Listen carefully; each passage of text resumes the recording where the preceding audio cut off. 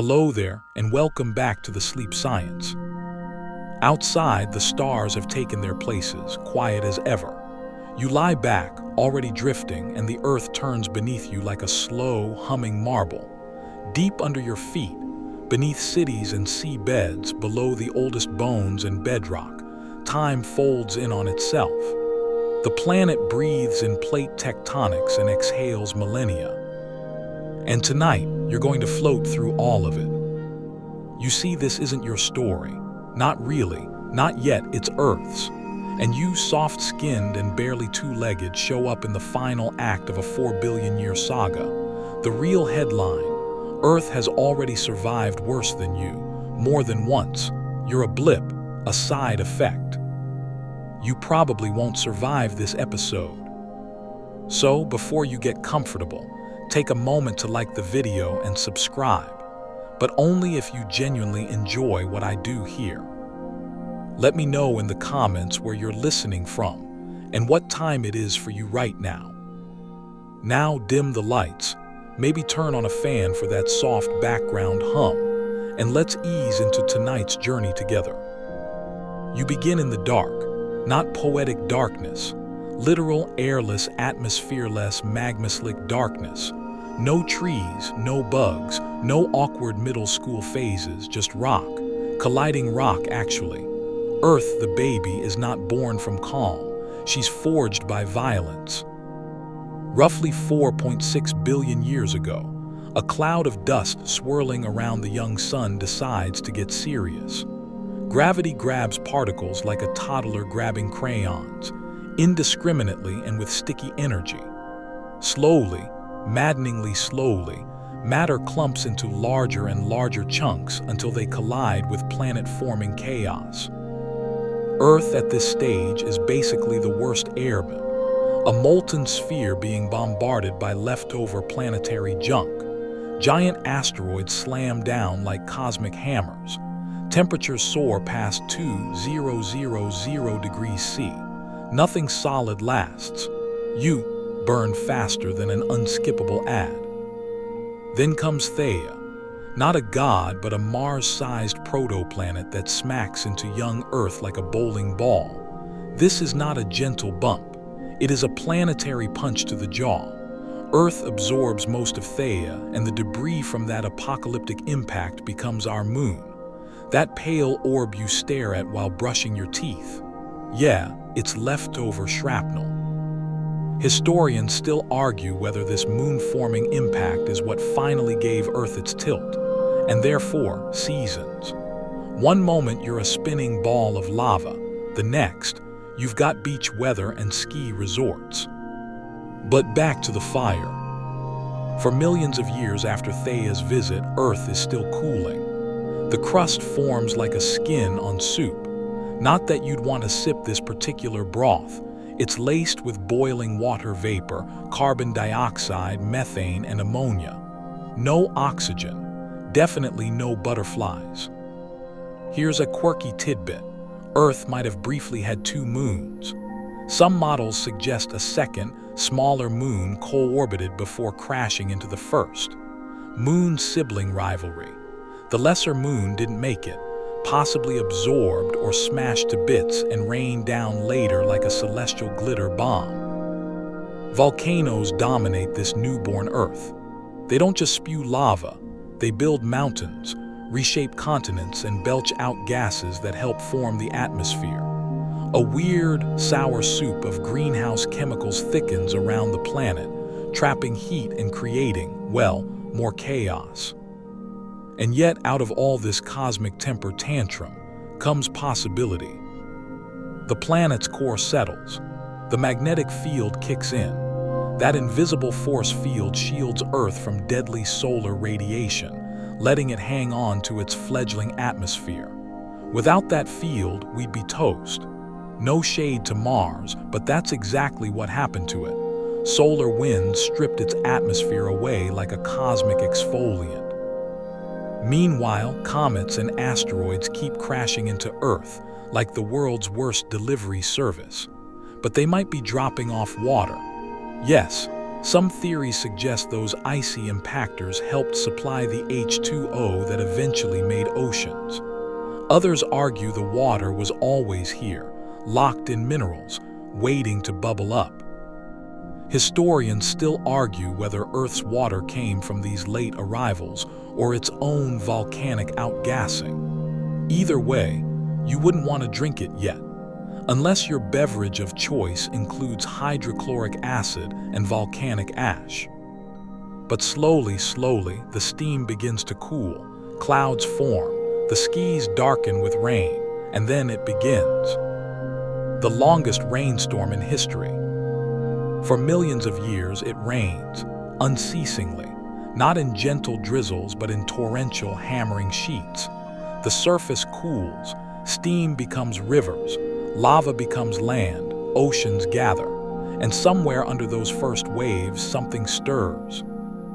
Not life, not yet, but the ingredients. The chemistry is almost ready. Earth, in its temper tantrum, has made a cradle. Here's a fun visual.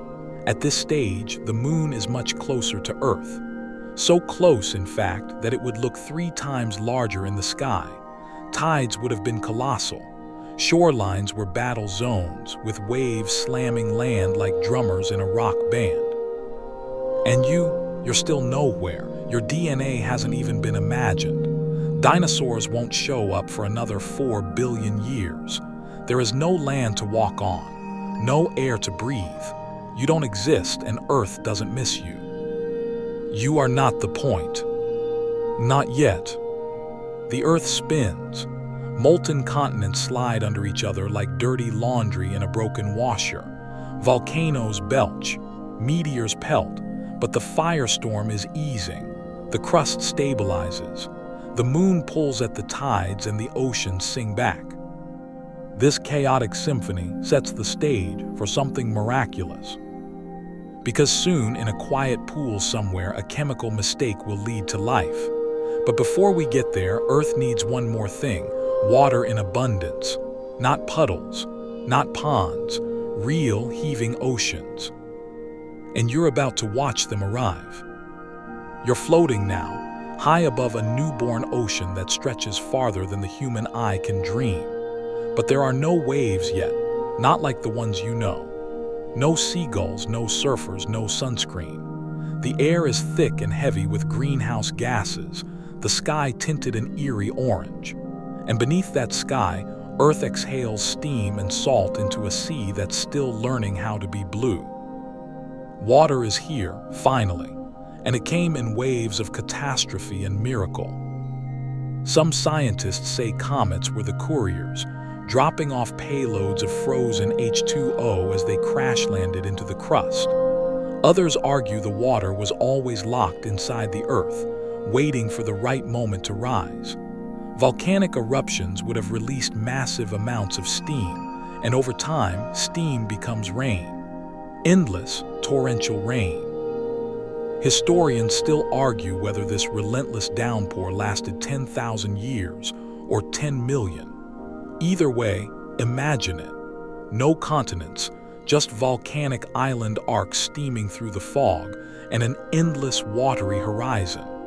It's less like a planet and more like a sauna designed by Poseidon during his edgy phase.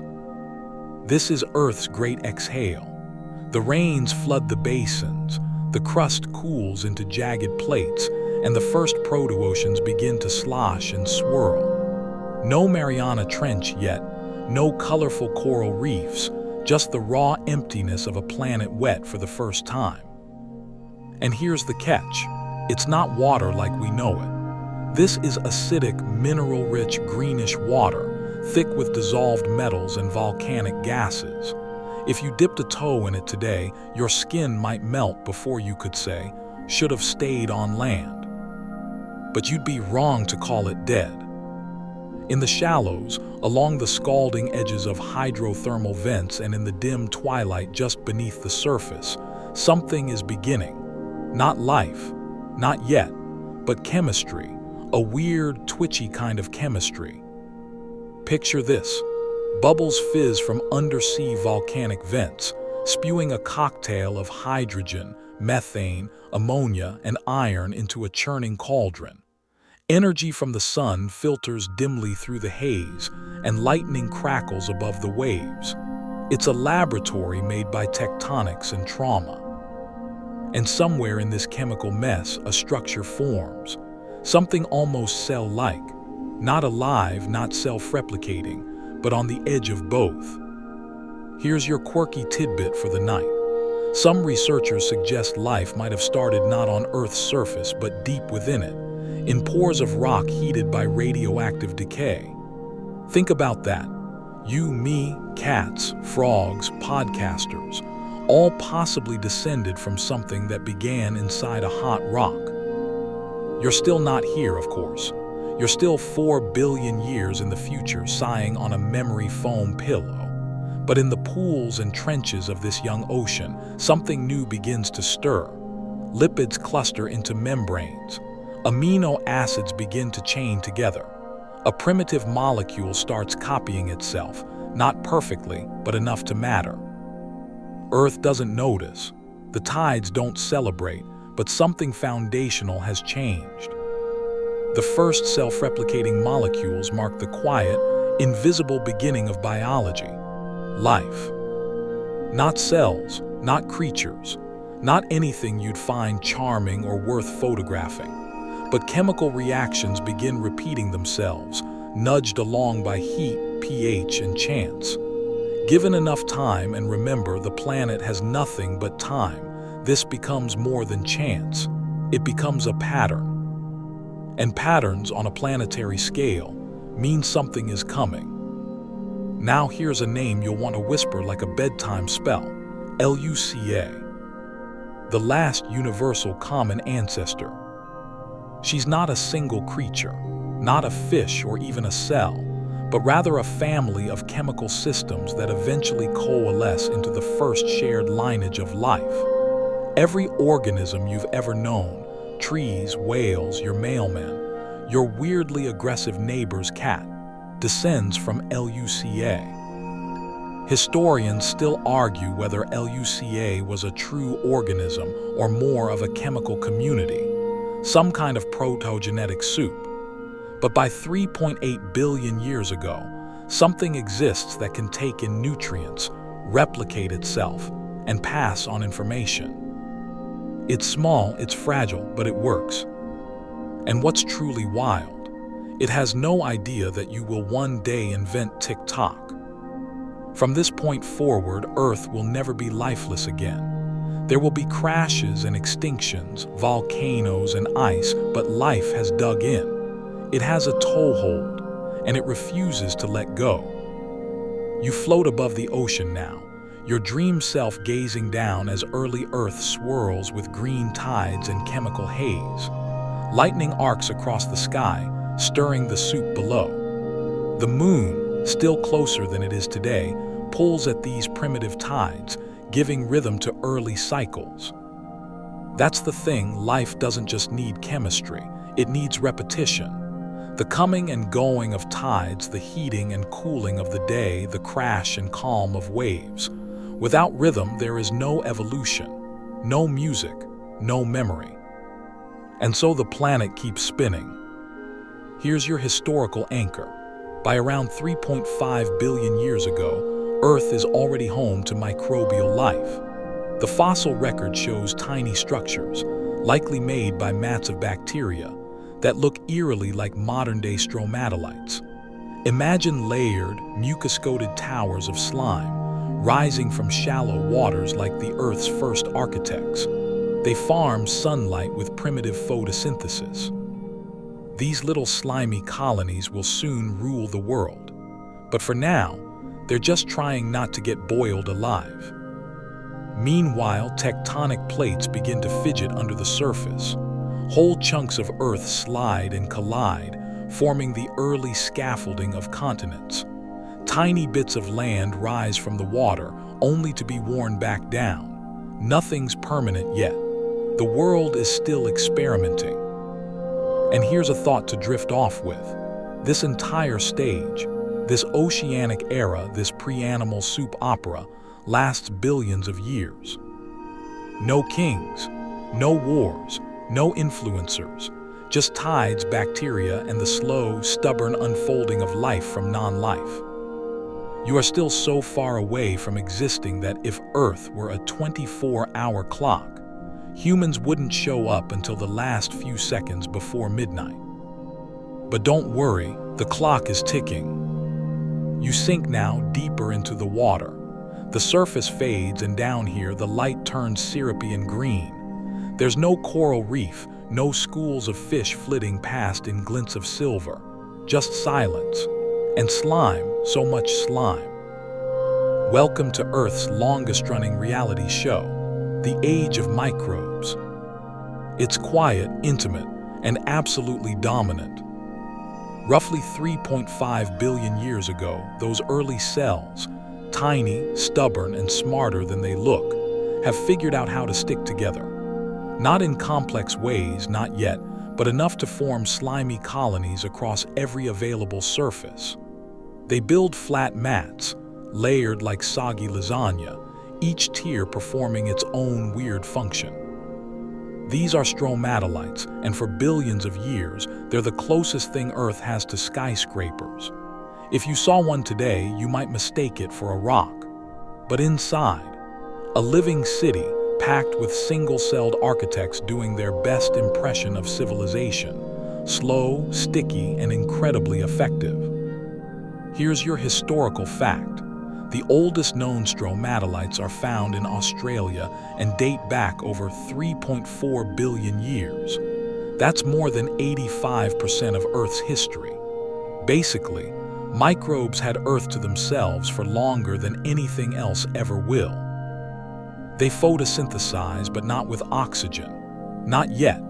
They live in a world alien to ours, one without breathable air, without predators, without boundaries.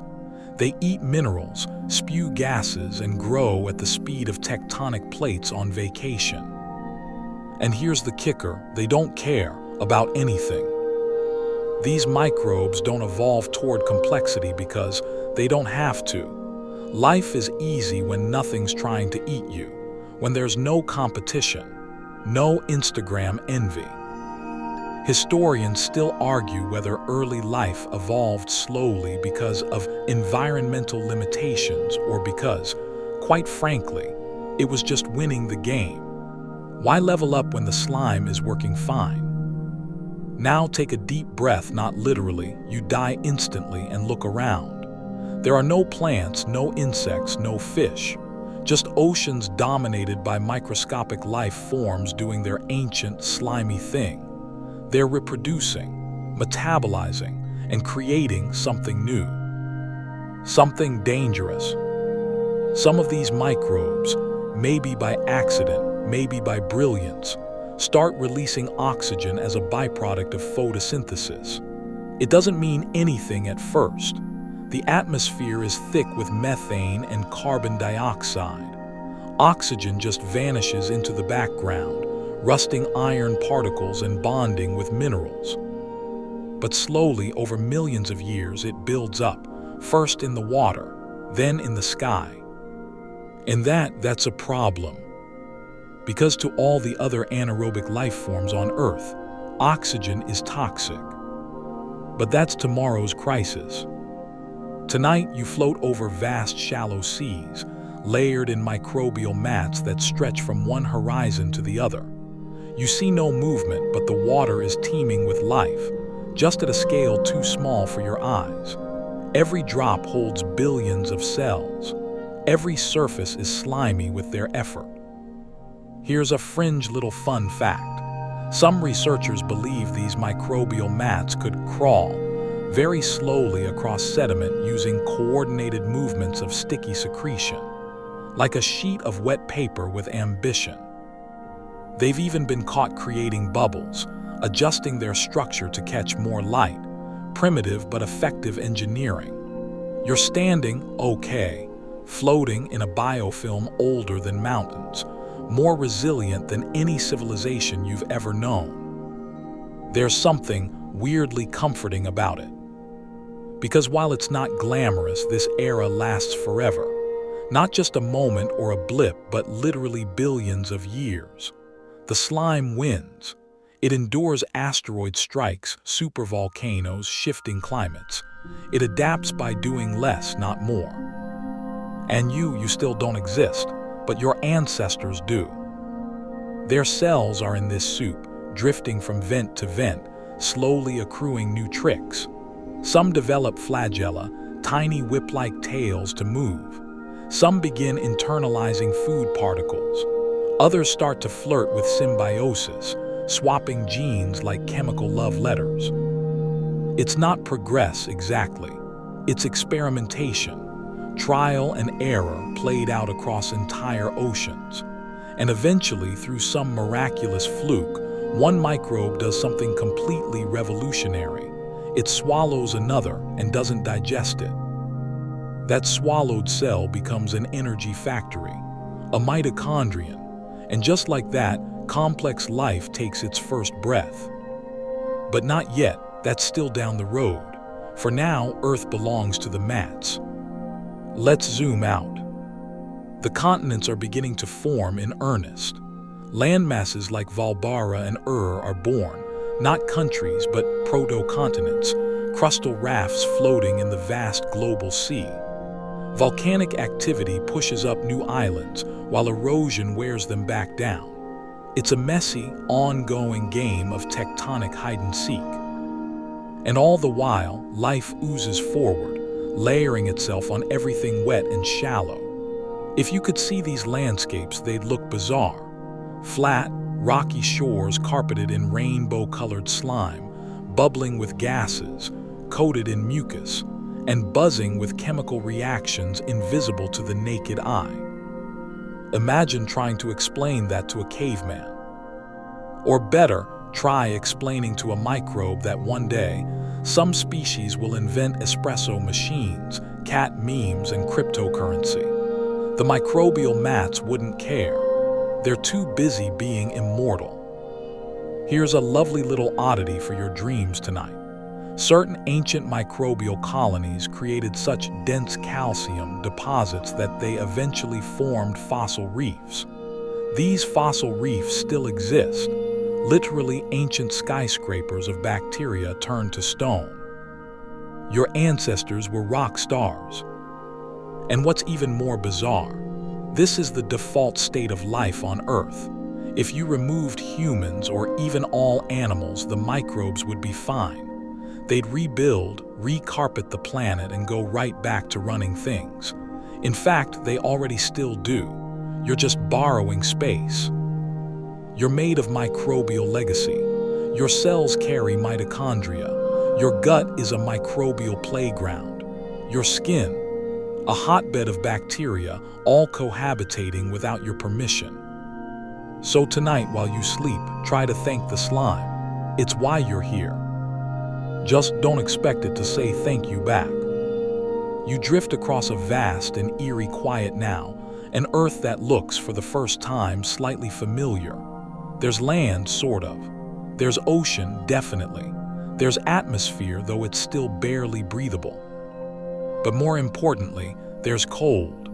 A cold so deep it wraps the planet in a glittering silence.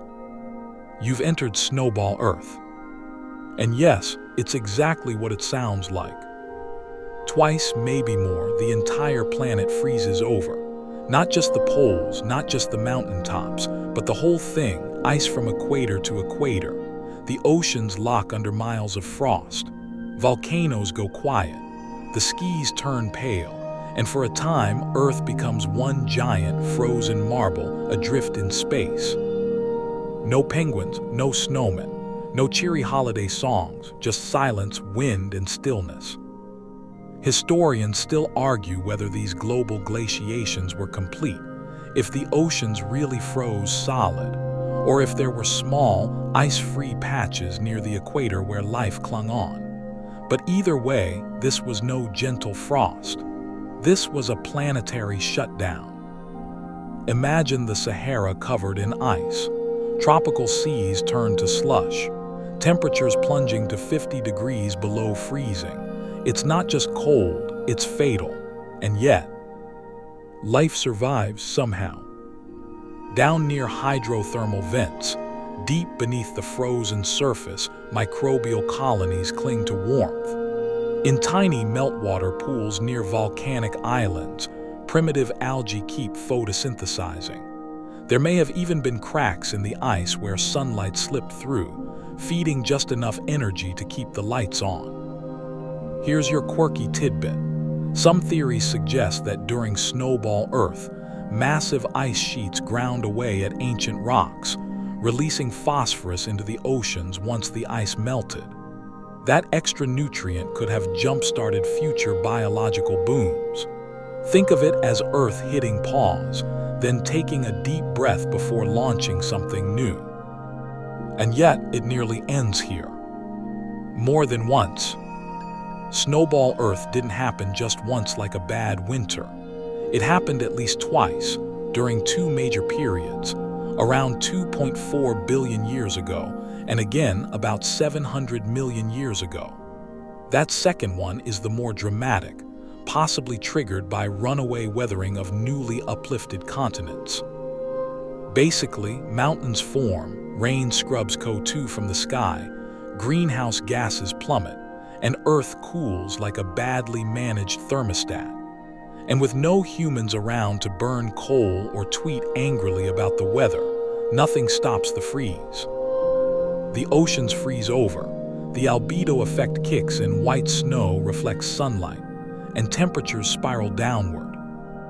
It's one of the best examples of what geologists call positive feedback, though there's nothing particularly positive about it.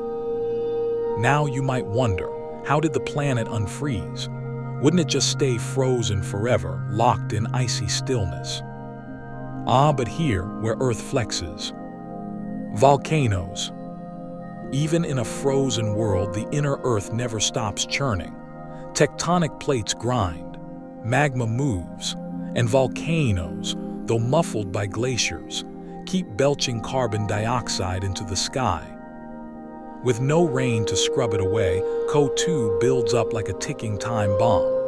Over millions of years, greenhouse gases accumulate in the atmosphere until finally the scales tip. The ice begins to melt, temperatures soar, and Earth shifts from snowball to sauna. In fact, the post-glacial climate might have swung so violently that Earth turned tropical almost overnight, geologically speaking. Imagine glaciers melting into steaming swamps in just a few million years. It's the ultimate overcorrection. Historians still argue whether this post-snowball spike helped trigger the Cambrian explosion, a biological supernova you'll meet soon. But what's clear is that everything changes after the freeze. You float now over thawing seas, watching ancient glaciers retreat like slow white ghosts. The land beneath them is raw, scraped clean by ice. The oceans flood with melted water. Nutrients surge into the seas. And the microbes, they thrive. After being pushed to the brink twice, they bounce back with flair. They diversify. They photosynthesize with more intensity. They even start dabbling in multicellularity, that delicious little stepping stone toward becoming something bigger, weirder, and eventually conscious. Here's your historical detail of the night. The end of Snowball Earth is marked in rocks by something called cap carbonates, layers of calcium carbonate that were deposited in warm seas immediately after the ice melted. These layers are found all over the world and act like the planet's apology note. Sorry for freezing everything. Here's some limestone. As the ice retreats, continents begin to take on new shapes. Rodinia, an earlier supercontinent, breaks apart. Later, Gondwana forms, one of the great jigsaw pieces of future Earth. Land drifts across the seas, slowly collecting into new configurations. Remember, we're still hundreds of millions of years away from dinosaurs, but something has shifted. The cycle of freeze and thaw, of death and rebirth, has reshaped life's trajectory. The survivors of Snowball Earth are tougher, hungrier, more adaptable. They're ready for what comes next. You might picture the planet as newly awakened now, still wild, still unstable, but warmer, wetter, more alive. Sunlight hits open ocean again, rain falls on land, and oxygen, yes, oxygen, is on the rise. In this new post-glacial Earth, photosynthetic microbes take over in earnest. Cyanobacteria pump out oxygen like tiny chemical factories. Slowly, that oxygen creeps into the oceans and atmosphere, laying the groundwork for a new kind of life, one that breathes rather than ferments. But tonight, you're still in the thaw. The world smells of wet stone and fresh life. Winds whip across young continents. Rivers carve valleys into the raw bones of Earth. And in shallow seas, colonies of algae, bacteria, and early eukaryotes begin to stretch, twist, and divide in new ways. It's not quite evolution's main act, but the stage is set. And somewhere deep in a puddle warmed by afternoon light, one cell doesn't split evenly. It branches, it specializes, it lets go of being simple. And just like that, the age of the slime begins to wane. You're still floating, drifting just above a world that's no longer frozen, no longer silent. The glaciers are gone now, their crushing weight melted into rushing rivers and rising seas. And the sky, it's changing. What was once a toxic haze of methane and carbon dioxide is starting to shimmer with something new, something sharp, invisible, and incredibly dangerous. Oxygen. The very thing you depend on to breathe is, at this point in Earth's history, more of a poison than a gift. Because tonight, you've arrived at the Great Oxygen Catastrophe, also called the Great Oxidation Event. It sounds like a cool prog rock album, but it's really a planetary mass murder. Around 2.4 billion years ago, cyanobacteria begin to flood the atmosphere with O2. They've been doing this quietly for a while, like overachieving interns no one really asked for. But now, they're everywhere. Photosynthesis has gone full industrial. These microscopic green goblins are pulling carbon dioxide out of the air and pumping oxygen into it, non-stop. And life, at least the kind that evolved without oxygen, is not happy. Here's your historical fact.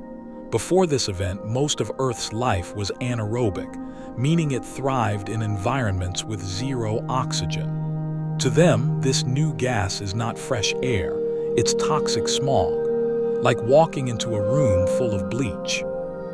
As oxygen levels rise, these microbes start to die. Not all at once. Slowly, unevenly, tragically. Whole ecosystems begin to collapse, suffocated by the very thing modern life would later depend on. It's a slow-motion extinction, and Earth doesn't flinch. Historians still argue whether this was a sudden tipping point or a long, drawn-out struggle. But what's clear is that oxygen doesn't just kill, it transforms. Here's a deliciously quirky tidbit for your pillow tonight. Some of the earliest known rust on Earth is found in banded iron formations, massive layers of rock with alternating stripes of iron oxide. These bands are physical evidence of ancient oceans reacting to oxygen. Basically, the seas rusted. For millions of years, the oxygen being produced didn't go into the atmosphere. It went into oxidizing every bit of iron in the oceans. Once the iron was used up, then, finally, the oxygen began to accumulate in the air. And you thought doing laundry was exhausting. Now here, where it gets weird. This oxygen surge doesn't just kill things, it forces evolution to get creative. Cells that can tolerate oxygen survive. Even better, some figure out how to use it. Oxygen, it turns out, is an incredible fuel, much more efficient than fermentation. And so, a new kind of metabolism is born, aerobic respiration. It's like upgrading from a crank flashlight to a Tesla battery. Suddenly, life has the energy to do more, to build, to specialize, to grow larger than a single cell. You're watching the groundwork for complexity unfold. But don't get too cozy. The oxygen boom also cools the planet. As greenhouse gases are pulled from the sky, Earth begins to shiver again. Ice creeps toward the equator. One of the planet's many mini snowballs may have been triggered by this gas-based shift. See, even oxygen has baggage. Meanwhile, down in the bubbling tide pools, something else is beginning. The first eukaryotic cells emerge, larger, more organized cells with internal compartments. These aren't just blobs anymore. They've got plans. Nuclei, mitochondria, maybe even a rudimentary cytoskeleton. These cells don't just live, they strategize. And how did these new cells get so fancy? One of the leading theories is symbiosis. Basically, one cell swallowed another, and instead of digesting it, they formed a partnership. The swallowed cell became an organelle, likely the mitochondrion, that tiny power plant you learned about in 7th grade biology. It's like the original airman gone right. You're made of these kinds of cells, by the way. Every breath you take, every memory you store, every snack you regret, it all happens inside cells that are the great-grandchildren of that first symbiotic merger. Earth is still a wild place, though. Volcanoes rage, lightning strikes, radiation flares, but life is adapting faster now with more genetic tools in its back pocket. This is when sexual reproduction first evolves, too. Another brilliant, terrible idea. Instead of copying themselves like tired photocopiers, some cells begin swapping genetic material, mixing DNA like card decks at a high-stakes casino. The result? Variation, mutation, evolution on overdrive. Historians still argue whether this was driven by environmental stress or sheer biological innovation. But either way, once it starts, it never stops. You're here, in fact, because it worked. You descend again, your dream self watching tide pools froth and shimmer with strange new life. You notice something curious. The colors have changed. Early Earth was draped in dull reds and browns, but now, thanks to oxygen, iron is oxidizing, skies are shifting toward blue, and shallow seas sparkle in teals and aquas. The air is still thin, still not quite breathable for you, but it's better. It smells faintly of ozone and wet stone, a new perfume for a new world. And in this world, multicellularity is starting to seem like a smart move. Groups of cells bonded together begin dividing labor. Some move, some eat, some reproduce. They're primitive colonies now, nothing you'd recognize, but they hint at things to come. Jellyfish, mushrooms, eventually raccoons and reality TV. But that's all still far away. Tonight, Earth is mid-makeover. It's swapped its deadly haze for a breathable sky. It's gone from slime to strategy, from chaos to chemistry. The world has nearly frozen to death, twice, and come out the other side stronger. And you're still not here. But your story is getting closer. Closer than the stromatolites, closer than the rusted seas, closer than the frozen wastes. Soon, life will stop being invisible. It will squirm, it will crawl, it will bite. But for now, the microbes hold the reins. They've survived fire, flood, and oxygen. They rule in silence, quiet, countless, and utterly unstoppable. And in the background, oxygen rises. Not loudly, not dramatically, but persistently. Because once oxygen appears, it doesn't leave. It just waits, like a fuse burning towards something big. You hover now above a coastline that didn't exist just a few 100 million years ago, because coastlines require land, and land, until recently, was more suggestion than certainty. But now, actual continents are beginning to emerge from the sea, and the oceans are teeming with something unprecedented. Bodies with more than one job. Welcome to the moment multicellularity gets ambitious. Picture a world where life stops being individual cells doing everything for themselves, eating, moving, dividing, and instead starts forming teams. Actual teams. Clusters of cells sticking together, dividing labor, even communicating through chemical whispers. And yes, they're still small, still mostly invisible, but this is the moment Earth begins to build something it's never seen before: complexity. Historians still argue whether multicellularity evolved once and spread, or whether it popped up multiple times independently like the world's least predictable trend. Either way, it stuck, and it changed everything. You drift lower, now brushing the surface of shallow tropical seas. There are no whales here, no sharks, no swimmers. But in the warm shallows, colonies of strange, soft-bodied organisms begin to unfurl like alien flower petals. Some attach to the sea floor. Some drift in the current like ghostly frisbees. They're not quite animals, not quite plants, but they are multicellular, and that alone makes them weird. Meet the Ediacaran biota, Earth's first largish, squishy experiments in complex life. They appear around 600 million years ago, and they're baffling. Flat ovals, fractal arms, some shaped like leaves, others like quilts. No mouths, no guts, no clear idea how they even fed themselves.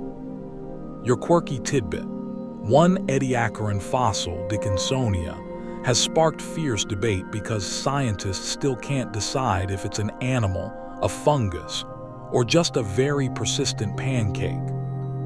Whatever they are, they're a hint, a biological whisper that life is beginning to scale up. And not just in size, in behavior, in purpose.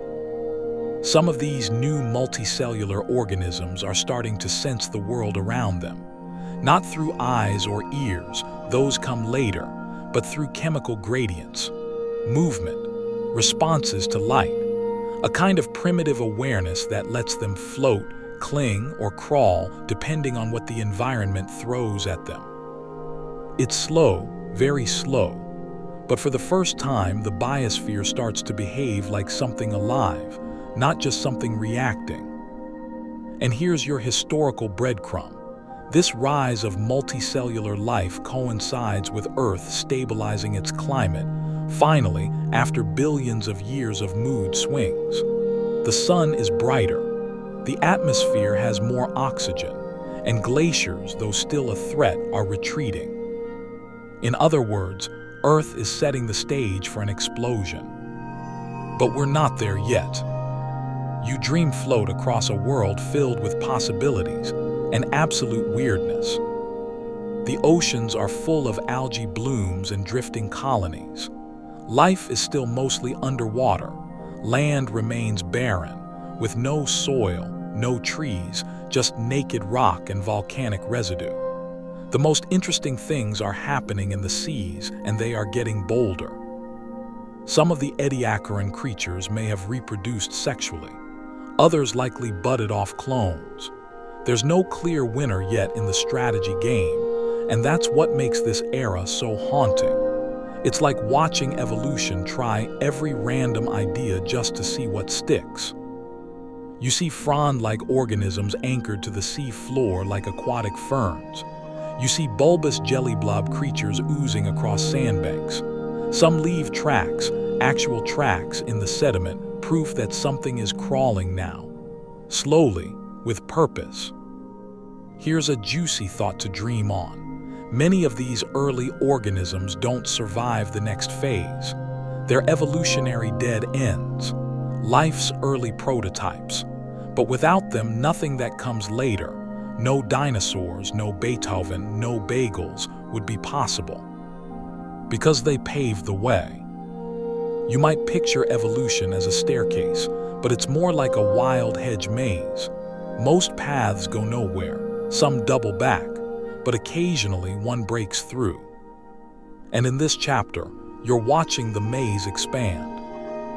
Meanwhile, something else is happening on a microbial level. These new oxygen-rich oceans begin to host predators. Not big ones, there are no jaws yet, but certain cells are starting to hunt others. Not just absorb leftovers, but actively chase, engulf, and digest other living things. It's the first time life starts to fear death. Predation rewrites the rules.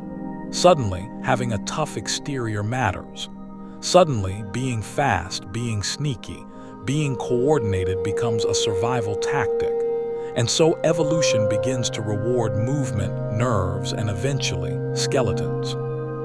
But again, we're not there yet. For now, everything is still soft, strange, dreamlike. One fossil from this time, Sprigina, looks like a cross between a segmented worm and a fuzzy keychain. It may have had a head, maybe.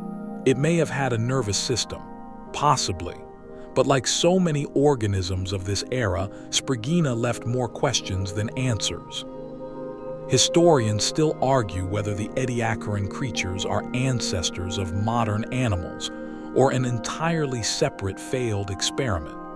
Some believe they went extinct in a mass die-off. Others think they were simply outcompeted by newer, better-adapted organisms. What we know is this: they were the warm-up band, the eerie, ambient prelude before the lights go up. And speaking of lights, as the Ediacaran age winds down, the seas begin to shimmer with new shapes. Shells, eyes, claws, things with intent. You're moments away from a riot of evolution so fast, so chaotic, it still baffles scientists. But tonight, you float in the final quiet before the storm. The Earth is oxygenated. The oceans are rich with nutrients. Multicellularity has gone from a trick to a trend. And in the shadowy depths, evolution takes one last breath before exploding into complexity. The water's still warm around you, but it feels different now, charged, like the air before a thunderstorm. The silence you floated through just a few sections ago is gone, replaced by subtle tremors of movement. Fins twitch, filaments sway. Eyes, yes, eyes, glimmer faintly in the dim light. You've arrived at the Cambrian explosion, and no, it's not an overstatement. Roughly 541 million years ago, life does something it's never done before. It goes off script. It panics, maybe, or innovates, or both. Whatever the cause, this is the biological equivalent of fireworks. In a relatively short span, perhaps just 20 million years, almost every major animal group suddenly appears in the fossil record. Not just squishy blobs anymore, but full-fledged, multi-tool organisms with claws, shells, segmented bodies, and attitudes. It's like evolution has been holding a jam session for 3 billion years, and now someone finally plugged in an electric guitar. Historians still argue whether this explosion was truly explosive, or whether it's simply when animals began leaving better fossils. Soft-bodied creatures rarely fossilize well, after all, but even skeptics agree. The Cambrian is different. Something shifted. Here's your historical anchor. Most of the major animal phyla still around today, arthropods, mollusks, chordates, and more, can trace their origins to this era. If evolution had a high school yearbook, the class of Cambrian would be packed. You hover now over shallow seas teeming with brand new weirdos. On the seafloor, trilobites scuttle by, those armored, bug-like pioneers that would come to dominate early marine ecosystems. They're one of the first creatures to develop complex, compound eyes. Eyes, let that sink in. Because once you see, you start to chase. And once you're being watched, you start needing armor, or speed, or camouflage. It's predation again, stirring the evolutionary soup. Creatures are eating each other now, not just absorbing nutrients, but actively attacking. That changes everything. Your quirky tidbit for tonight. One particularly absurd predator from this time is Anomalocaris, which translates to abnormal shrimp. It looks like a vacuum cleaner mated with a squid. Giant eyes, grasping appendages, and a circular mouth that spins like a buzz saw. At over 3 feet long, it was the ocean's apex predator, and it wouldn't look out of place in a very niche horror movie. And yet, despite all this novelty, you'd barely recognize these creatures. No vertebrates yet. No bones, no jaws. Just cartilage, exoskeletons, and an overwhelming sense of evolutionary enthusiasm. Some creatures swim, others burrow. Some hover like jellyfish, while others crawl across the sea floor with dozens of stubby legs. Body plans are being tested like there's no tomorrow, which is fair, because most of them don't make it to tomorrow. Earth is experimenting hard. Imagine a kid dumped into a Lego factory with no instructions. That's the Cambrian. Every weird combination of limbs, mouths, and symmetry is on the table. Some designs, like segmented worms and mollusks, go the distance. Others, like hallucigenia, go down in history as delightful biological hallucinations. Hallucigenia, by the way, is your weird trivia for the night. It's a spiny, tube-shaped creature that scientists literally couldn't figure out which way was up or which end was the head. For decades, it was reconstructed upside down and backward. Evolution, in this case, didn't come with a manual. But amid the chaos, order starts to appear. Nerve cords, bilateral symmetry, sensory organs. These are the beginnings of what you'd eventually call a body. And once bodies show up, behaviors follow. Creatures are no longer just floating or absorbing. They're doing. Some hide, some chase, some dig, some simply drift beautifully. You float among them now, a silent observer in an alien aquarium. Filter feeders wave feathery arms through the water. Spiny predators glide past like mechanical stingrays. The world has gone from microbial mats to an all-out biological rave. Historians still argue whether oxygen levels were the spark for this explosion, or if genetic innovations, like the rise of regulatory Hox genes, unlocked the body planning toolkit all at once. Others point to ecological pressure, where predators forced prey to evolve rapidly or die trying. The truth is, it's probably all of those things. And yet, even amid this biodiversity boom, life is still almost entirely marine. The land remains empty, save for microbial crusts and maybe some adventurous algae. Earth's continents are bare, sun-blasted slabs of rock. The party is still underwater. And what a party it is. Let's zoom in on one guest, Pychia gracilens, a tiny, worm-like swimmer with a notochord, the primitive structure that would eventually lead to backbones. In a way, this little guy is one of your earliest vertebrate ancestors. It didn't have a spine or a jaw or opinions about oat milk, but it swam with muscle, symmetry, and direction. A prototype vertebrate in a world of invertebrate chaos. It didn't dominate, it probably didn't even thrive, but it left a trace, and that trace leads eventually to you. Here's a dreamy thought. At this moment, there are no eyes on land, no ears, no footsteps, but under the sea, vision has been invented. Nervous systems are firing, memories are forming. Fear, perhaps in its most ancient form, is sparking into being.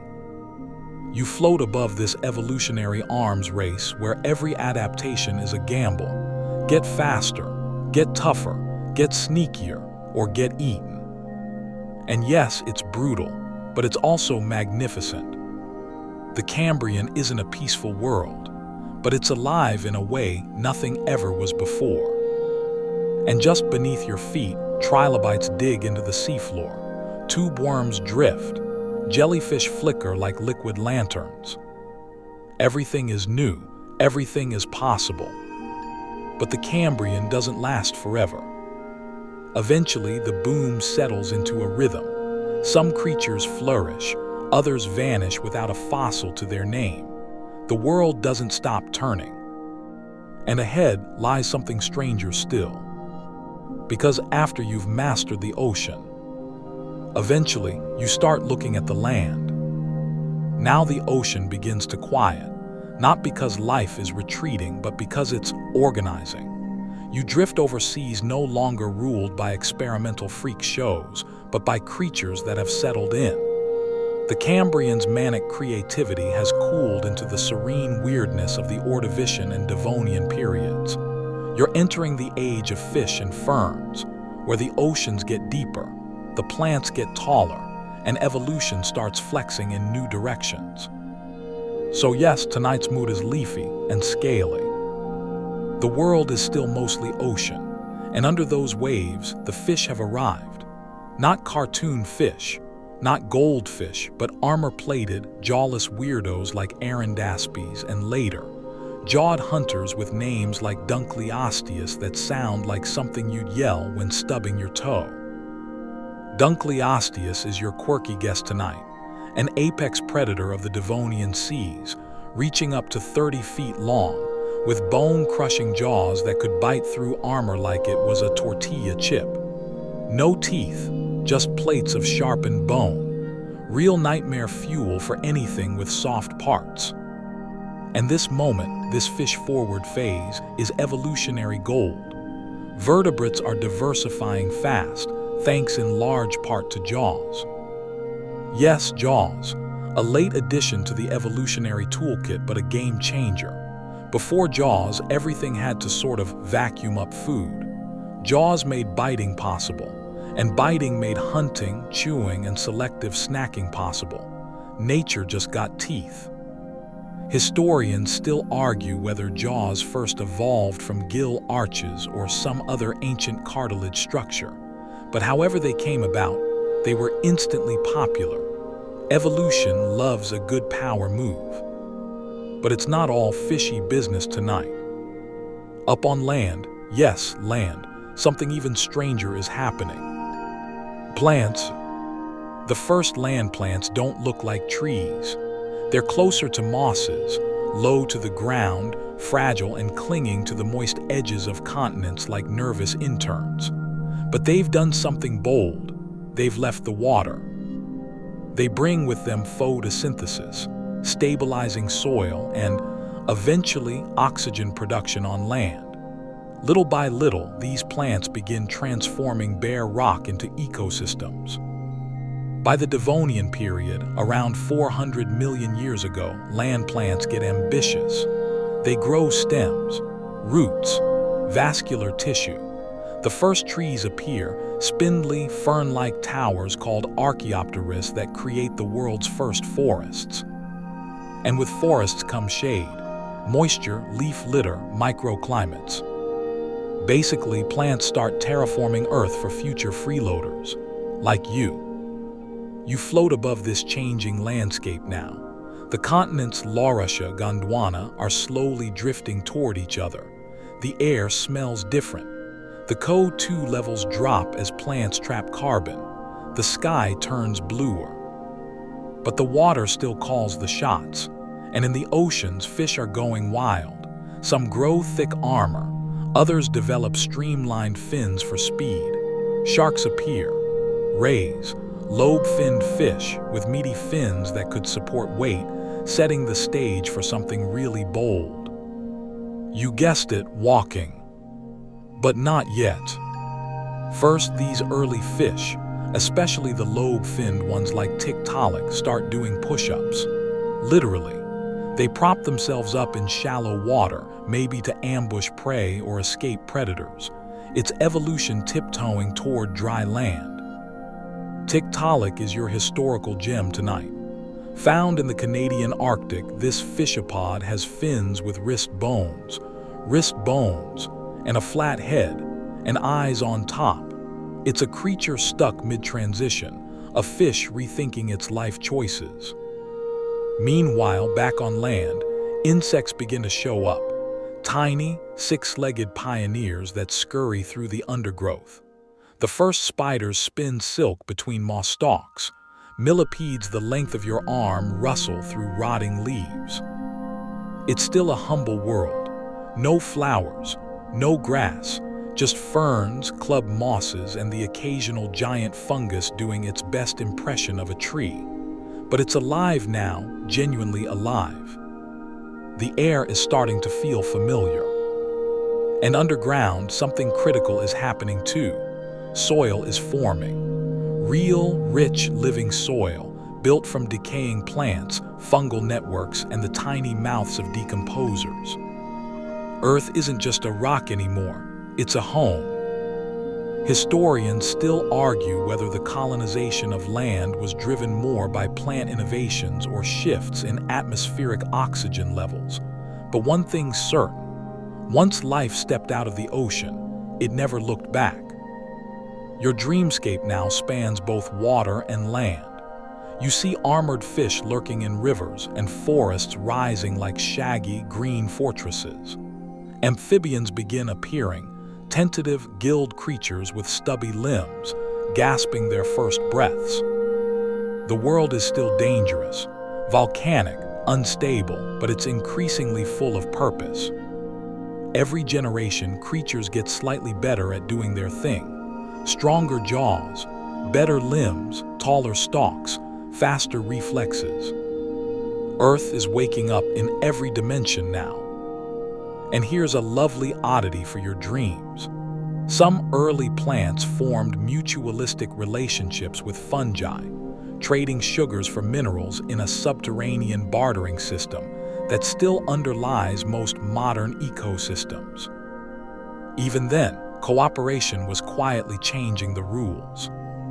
Tonight, while you drift in this leafy, fin-filled age, remember, this world is not a stepping stone.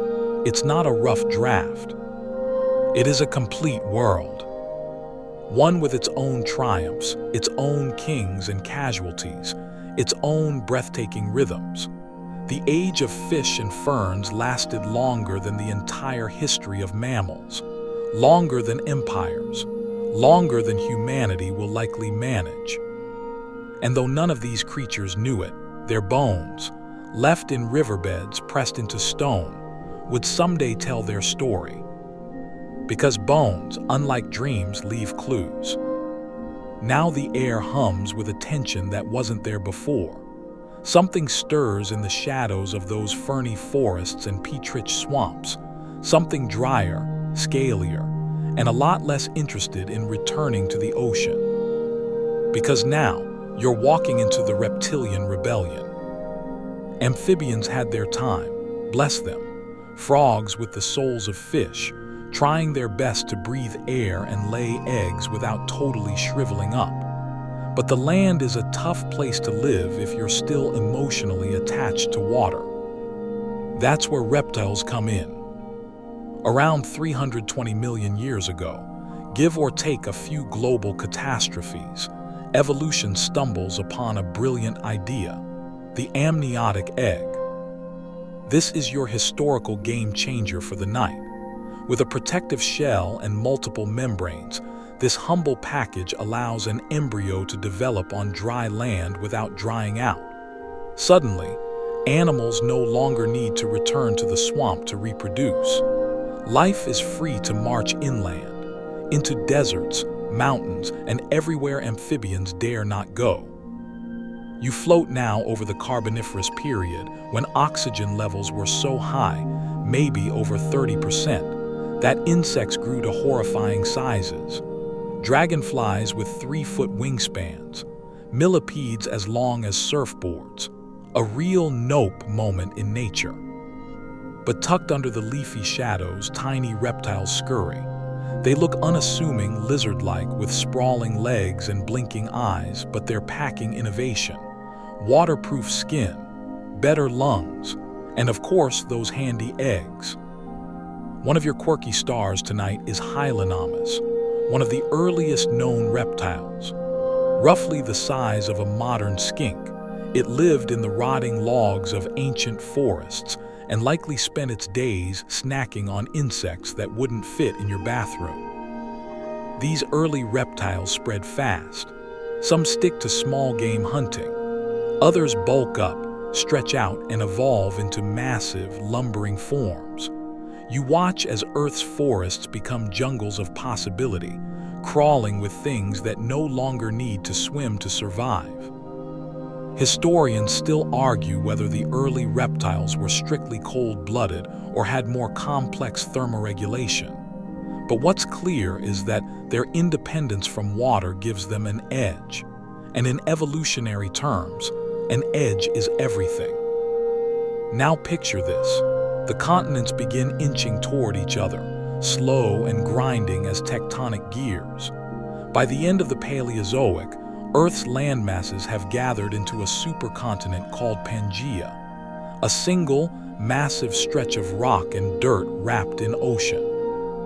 And this reshuffling isn't quiet. It leads to massive climate shifts, new mountain ranges, and a whole lot of ecological stress. But the reptiles, oh, they adapt. Some grow thick hides. Some develop stronger limbs. Others, like the early synapsids, begin exploring nocturnal lifestyles. Yes, Earth is starting to see creatures with differentiated teeth, better metabolisms, and even hints of what you might later call mammals. But don't get ahead of yourself. Right now, the land is still ruled by reptilian lineages, and they're diversifying fast. Let's pause on a visual. You're floating over a vast Permian desert. Red rock, twisted pines, the occasional oasis. And moving across the sand is Dimetrodon, a sail-backed, sprawling-limbed predator often mistaken for a dinosaur, but actually closer to the mammalian family tree. Dimetrodon is your quirky celebrity tonight. That sail on its back, possibly used for thermoregulation, sexual display, or intimidating rival predators. Or all three. Nature loves a multitasker. This is an age of strange beauty. Giant seed ferns blanket the forests. Glossopteris leaves carpet the ground like botanical confetti. Strange beetles and scorpions scurry under rocks. Reptilian herbivores graze on thick, fibrous plants with jaws that look like wood chippers. And yet all this evolution is marching towards something unsettling. Because just beneath the crust, pressure is building. And Earth is about to clear the stage. Your historical gut punch tonight is the Permian-Triassic extinction, also known as the Great Dying. It comes near the end of this reptilian rise, about 252 million years ago, and wipes out 90 to 96% of marine species and around 70% of life on land. It is, without exaggeration, the worst extinction event in Earth's history. Historians still argue over the exact cause.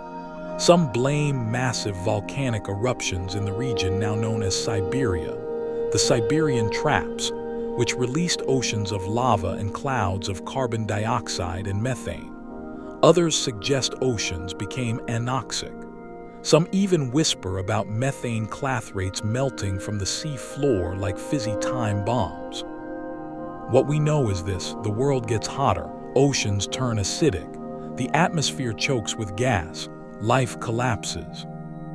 Forests die back, coral reefs vanish, and almost everything that crawled, swam, or floated is gone. You float through this aftermath now, an earth scorched and empty, shrouded in ash and echoing with the absence of breath. But not all is lost. Some reptiles survive, so do a few of the synapsids, a handful of fish, tiny, burrowing creatures that don't mind bad real estate. The survivors are few, but they carry the blueprints for what comes next. Because life, once it knows how to adapt, doesn't unlearn it. And after the greatest extinction in history, something truly massive is about to walk back into the spotlight. The silence after a catastrophe is different. It's not peace, it's absence. The forests are gone, the reefs are rubble, and the skis are quiet in a way that feels haunted. You drift above the ruins of Earth's biosphere, still blinking in the aftermath of the Great Dying. But even here, something stirs. Because Earth never really starts over, it just resets the rules. And this time, it's the reptiles who take center stage. Not the little skittery ones from before, but their bold, ambitious descendants. It starts small, always does. The early Triassic, about 250 million years ago, is a grim landscape, hot, arid, and stripped down. Ecosystems are basic, food webs thin, but the few reptiles that make it through begin to diversify fast. Some get longer, faster, hungrier. Some get strange. And within just a few million years, something new steps into the heat, a group of reptiles known as archosaurs. You'll want to remember that name, because from this family tree will sprout two of Earth's most iconic life forms, crocodiles and dinosaurs. Yes, it's happening. You're here at the dawn of the age of dinosaurs. Here's your historical fact. The first true dinosaurs emerged roughly 230 million years ago in the late Triassic. They start small, chicken-sized, lightly built, bipedal creatures like Aeoraptor and Herosaurus. But they're different. They move like they mean it. Legs under the body, not sprawled out to the sides like most reptiles. This makes them faster, more efficient, more upright. In a land of heat and hunger, those advantages matter. You hover now over Triassic floodplains where early dinosaurs raced through ferns, dodging giant amphibians and snapping proto-crocodiles. The world is unfamiliar, but energetic. And then, as if Earth is feeling dramatic again, a second extinction hits, smaller than the Permian, but enough to take out a whole lot of competitors. And once again, dinosaurs benefit from the fallout. Historians still argue whether their rise was gradual or opportunistic. But either way, once the Triassic ends and the Jurassic begins, dinosaurs have the stage to themselves. And they take it. In the warm, humid Jurassic world, dinosaurs explode into diversity. Sauropods, those long-necked, mountain-sized giants, start stretching toward the treetops. You float over herds of Brachiosaurus and Diplodocus, moving like living skyscrapers across vast fern plains. Their necks sway like cranes, tails trailing behind them with the lazy power of something that fears nothing. And then there are the carnivores. Your quirky beast tonight, Ceratosaurus, a medium-sized predator with horns, teeth like steak knives, and the permanent expression of something that would very much like to eat you. But he's just a warm-up. Because eventually, the Jurassic gives way to the Cretaceous, and dinosaurs reach their peak. Tyrannosaurus rex, Triceratops, Velociraptor, smaller than in the movies, but meaner. The planet becomes a gallery of monsters. Here's your quirky tidbit. Despite their size, many dinosaurs had feathers. Not just the birdy ones either. Even some tyrannosaurs show evidence of plumage. That 40-foot murder lizard in your imagination. He might have looked like a giant, angry chicken. And yes, birds are dinosaurs, not just related. They are dinosaurs descended from small theropods that took to the trees, then to the skis. Every sparrow is a living fossil, every pigeon a Jurassic legacy. By the mid-Cretaceous, Earth is a hot, lush world. Flowering plants evolve for the first time, using color and scent to manipulate insects. Bees appear. So do ants. It's a world of fangs and petals, wings and teeth. And Earth loves it. Volcanoes rumble, continents drift. The Atlantic opens up. North America and Eurasia are still stuck together in weird ways, but they're breaking apart like sour roommates. The climate stays warm, sea levels high. Shallow seas flood continents, and marine reptiles like Mosasaurus glide through coral-rich waters. It's not just a dinosaur planet, it's an everything planet. But deep in the sky, something changes. A rock, a big one. 66 million years ago, an asteroid roughly the size of a small city enters Earth's atmosphere at 45,000 miles per hour. It slams into the Yucatan Peninsula near modern-day Mexico, vaporizing everything in a blast stronger than 1 billion nuclear bombs. This is your historical gut punch, the Cretaceous Paleogene extinction event. The impact sends shockwaves across the planet. Wildfires rage, tsunamis hammer coastlines.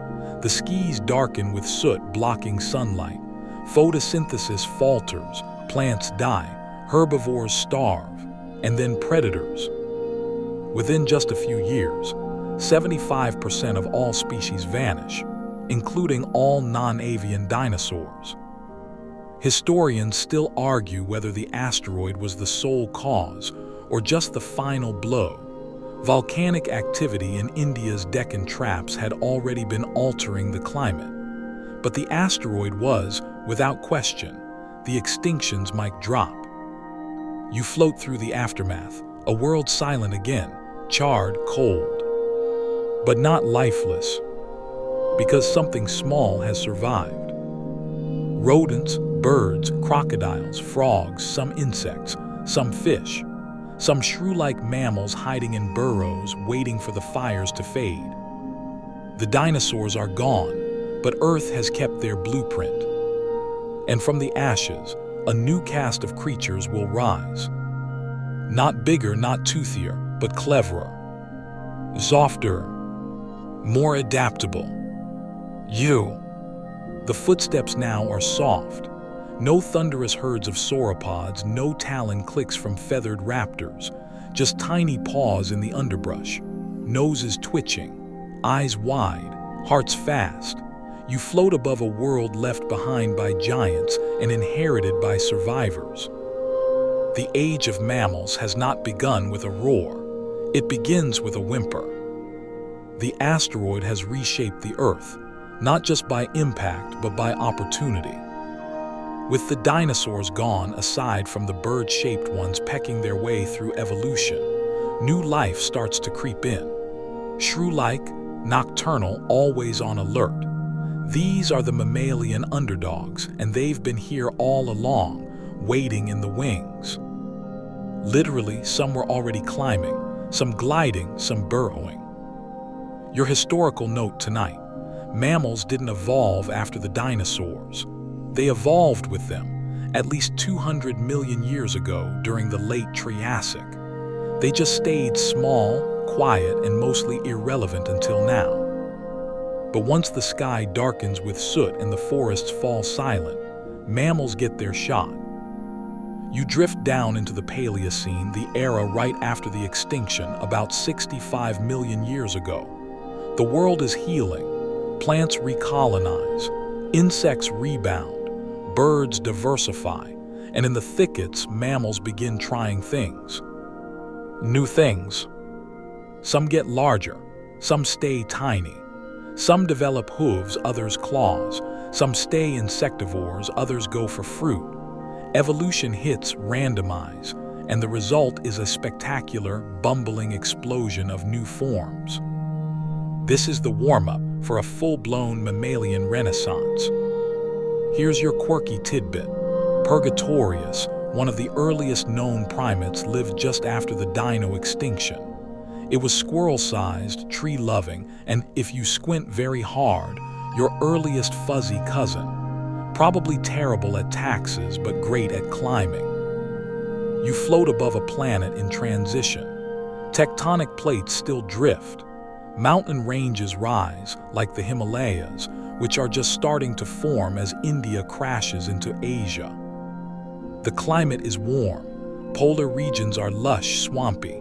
Earth, for now, is a greenhouse. And mammals, they get bold. By the Eocene, around 50 million years ago, mammals are galloping across plains, swimming in rivers, even dabbling in the air. Bats appear. So do whales. Yes, whales, which began as wolf-like land animals before evolving into sleek marine giants. Evolution, it turns out, has no fixed address. Some mammals get big, elephant big, rhinoceros big, others shrink and specialize. You see hooved grazers, rodent-like diggers, early carnivores prowling the edges of forests that smell of sap and ferns. It's Earth's comeback tour, and every niche is up for grabs. And one group of tree climbers begins to take special interest in vision, in grip, in social complexity. The primates are rising. They start in the trees, swinging, leaping, grooming. Big eyes for night vision, opposable thumbs for grasping branches, a diet rich in fruit and curiosity. Historians still argue whether primates evolved their smarts to navigate complex social lives or simply to avoid falling out of trees. Either way, neurons are firing in new ways now. You dream float over a Miocene forest around 20 million years ago. It's humid, tangled, noisy with life. In the canopy above, monkeys chatter and wrestle. On the forest floor, apes move in families, pausing to watch, to learn, to remember. They recognize each other, they grieve, they form alliances. You're getting closer now, closer to you. Because one of these apes is going to leave the trees. Not in a single leap, but over generations, nudged by droughts, shifting forests, the call of open savannas. And as the forests shrink, some primates adapt. They walk upright, tentatively at first, knees locked, toes forward, heads lifted. Walking becomes standing, standing becomes running. And with hands free, they start to shape the world. Rocks become tools. Tools become language. Language becomes legacy. But let's not rush it. Tonight, you're still floating over a world where mastodons trumpet through icy valleys, saber-toothed cats lounge in prehistoric grasslands, and early humans are nothing but a whisper in the DNA of African apes. You see woolly ancestors trudging through snow, mammoths moving like living glaciers across tundra. In South America, giant sloths the size of vans browse through trees, utterly unbothered. Marsupials dominate Australia. Lemurs rule Madagascar. And throughout Africa, the primate family tree keeps branching, twitching, adjusting, until one twig splits off and heads in a new direction. Here's your quirky fun fact. There were once many species of early humans. Homo habilis, Homo erectus, Homo floresiensis, the hobbit hominin, and even the mysterious Denisovans. Modern humans are just the last surviving branch of a much larger tree. You are, biologically speaking, an accident that worked out. So as you drift above this late Cenozoic world, watching continents slide into their modern positions and ice sheets creep across the poles, know this. The planet has prepared for your arrival with forests, fire, extinction, and sheer evolutionary stubbornness. Mammals didn't win because they were superior. They won because they were ready, small, adaptable, warm-blooded. And once they had the chance, they didn't waste it. Now the winds shift, Africa heats up, forests retreat, grasslands stretch toward the horizon. And from the tall grass, something begins to rise. It has long legs, a flatter face, and a brain just a little too hungry. Now the light changes. It's still golden, still filtered through leaves and dust, but it's starting to reflect off eyes that are aware, not just of danger or hunger or mates, but of themselves. Welcome to the moment when primates get philosophical. Well, almost. You're floating now above the rise of hominins, that scrappy little branch of the primate tree that dares to ask, what if we walked on two legs and never shut up again? And yes, this is the part where the story begins to sound eerily familiar. But don't get comfortable just yet. Because the path from chimp-like to chatty taxpaying animal is winding, slow, and paved with extinction. Your historical fact tonight: the oldest known member of the human lineage is Sahelanthropus tichadensis, who lived around 7 million years ago in what is now Chad. A small-brained primate with a flattened face and maybe, a tendency to walk upright. Emphasis on maybe. Historians still argue whether Sahelanthropus was truly bipedal or just a fancy ape with posture problems. But something's shifting in the body plan. Hips are rotating, feet are narrowing, hands are adapting not just to climb but to hold. And then come the tool users.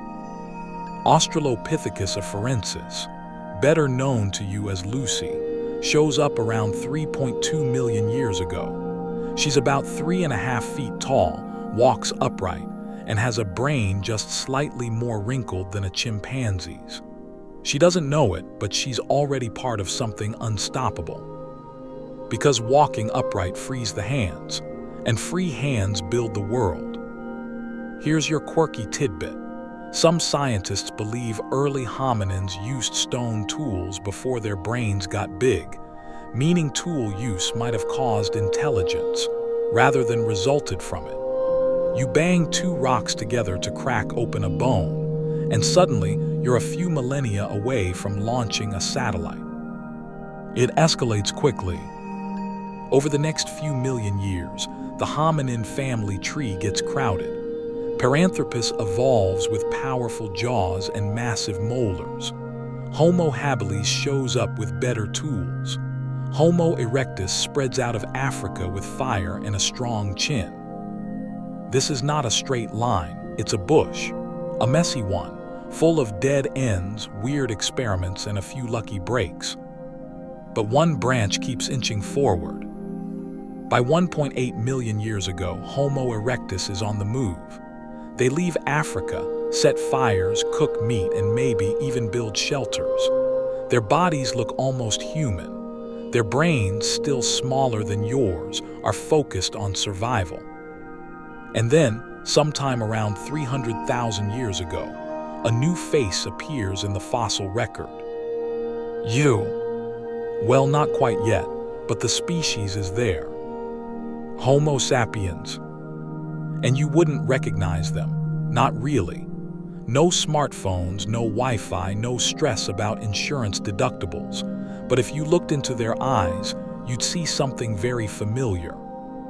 Curiosity, pattern recognition, language forming in the throat, a mind that remembers not just where the berries grow, but where the danger lies, a mind that tells stories. Historians still argue when language truly emerged. Some believe it predates Homo sapiens. Others think it required a brain wired for symbolic thought, something that wouldn't show up until later, with cave art, beads, and burial rituals. But whether it happened early or late, once humans could speak, they never stopped. And with language came culture. You drift now over a Pleistocene savanna. It's warm, dry.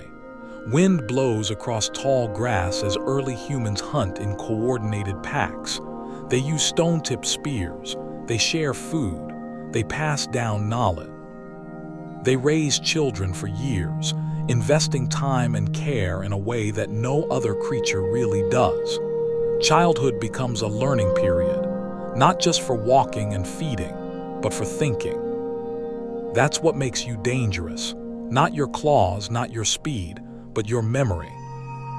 You float past firelit caves now. Shadows move on the walls as families huddle, trading warmth and stories. Somewhere in the darkness, a child hums a tune for no reason other than that it feels good. Music has entered the chat. And on the cave walls, images, Painted animals, human handprints, spirals, dots. Proof that someone long ago needed to say, "I was here, I saw this, it mattered." Here's a dreamy little fact. The earliest known cave art, found in Europe, Asia, and even Indonesia, dates back over 40,000 years. That's twice the age of agriculture. You painted long before you plowed. Meanwhile, humans spread, first through Africa, then outward into the Middle East, Europe, Asia, across land bridges into Australia, across frozen seas into the Americas. And wherever they go, other hominins vanish. The Neanderthals, the Denisovans, maybe even Homo floresiensis and Homo luzernensis, each one brilliant in their own way, each one gone. Did we outcompete them, interbreed with them, destroy them? Historians still argue. DNA tells a story of intermixing, but the fossil record tells one of replacement. Whatever the mechanism, Homo sapiens become the only hominin left standing. And what do we do with that lonely perch at the top of the tree?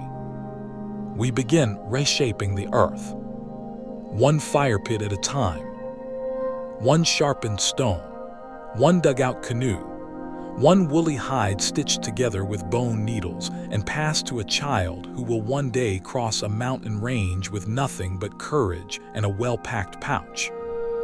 You're close now. The world is nearly modern, but the people, they are already fully human, emotionally, mentally, biologically. And as the Ice Age tightens its grip, these early humans do not flee. They adapt. They endure. They thrive. Because now you're not just a species, you're a storyteller. And Earth has no idea what it's unleashed. You're not floating anymore. You're walking, barefoot probably, across sun-hardened ground, cool in the morning but already warming under a rising Pleistocene sun. Your breath hangs in the air. You smell firewood, ash, something roasting, meat maybe, or tubers. You are here. Homo sapiens is now on the move. And Earth is watching. It begins quietly. There's no trumpet, no sudden burst of fireworks, just bands of humans, thin, wiry, clever, spreading out, adapting to mountains and deserts and ice, eating whatever doesn't eat them first. You don't invent cities, not yet. You invent survival. Here's your historical footnote. Fire was already under human control by around 400,000 years ago, and by the time you show up in this version of the script, fire is yours. For warmth, for cooking, for storytelling. You're not just surviving the world now, you're editing it. And with each generation, your story quickens. You sharpen flint, shape bone. You figure out which plants heal and which ones make your cousin dance like a cave goblin. You follow the stars, even though you don't have names for them yet. You memorize landscapes with a kind of poetic precision, where the animals graze, where the streams run clear, where to avoid the giant cats. Your quirky tidbit for tonight. One of the oldest known maps, a carved stone from about 14,000 years ago, shows a stretch of river, hills, and game trails in what is now Spain. It's not just art. It's a GPS made of memory and stone. Then the glaciers begin to melt. Not all at once, slowly, reluctantly, but the climate is warming and the ice that once covered entire continents starts to pull back. Rivers swell, grasslands bloom, herds migrate, and the humans, they follow. You track mammoths and aurochs across newly thawed plains. You hunt in groups, with strategies whispered in dawn's first light. You carry fire in clay bowls. You craft spears tipped with obsidian sharp enough to shave your future regrets. And still no civilization, no Wi-Fi, just kinship, movement, and memory. But then you stop, not all of you, but some. Around 12,000 years ago, something extraordinary begins. You start planting. It doesn't happen everywhere at once. In the Fertile Crescent, wild wheat gets curious. In China, it's rice. In Mesoamerica, maize. Humans around the globe begin looking at seeds not just as snacks but as strategy. This is your historical pivot, the agricultural revolution. And with agriculture comes settlement. Villages, granaries, walls, children born and raised in one place. You domesticate goats, pigs, sheep, cows. You invent pots. You invent fences. And let's be honest, you probably invent the first neighbor dispute over whose goat ate whose grain. But this changes everything. The land itself changes. Forests are cleared. Hills are terraced. Wetlands are drained. Humans stop moving and start managing, not just the land, but each other. You need systems now. Who owns what? Who decides what? Who counts the grain? And with that, history sneezes.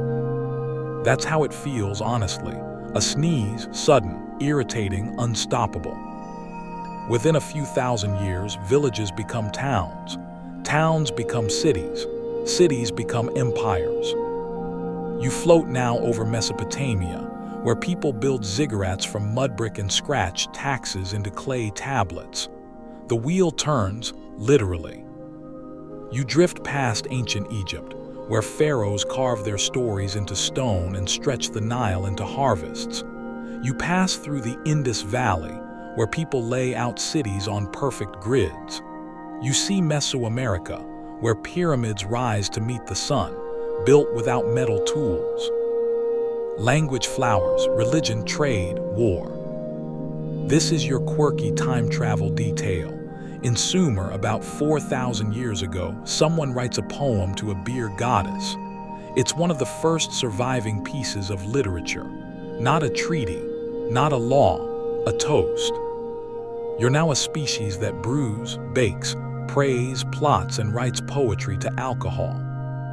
Earth is no longer the host. You've made it your stage. But the speed picks up, faster and faster. You tame horses, invent metallurgy.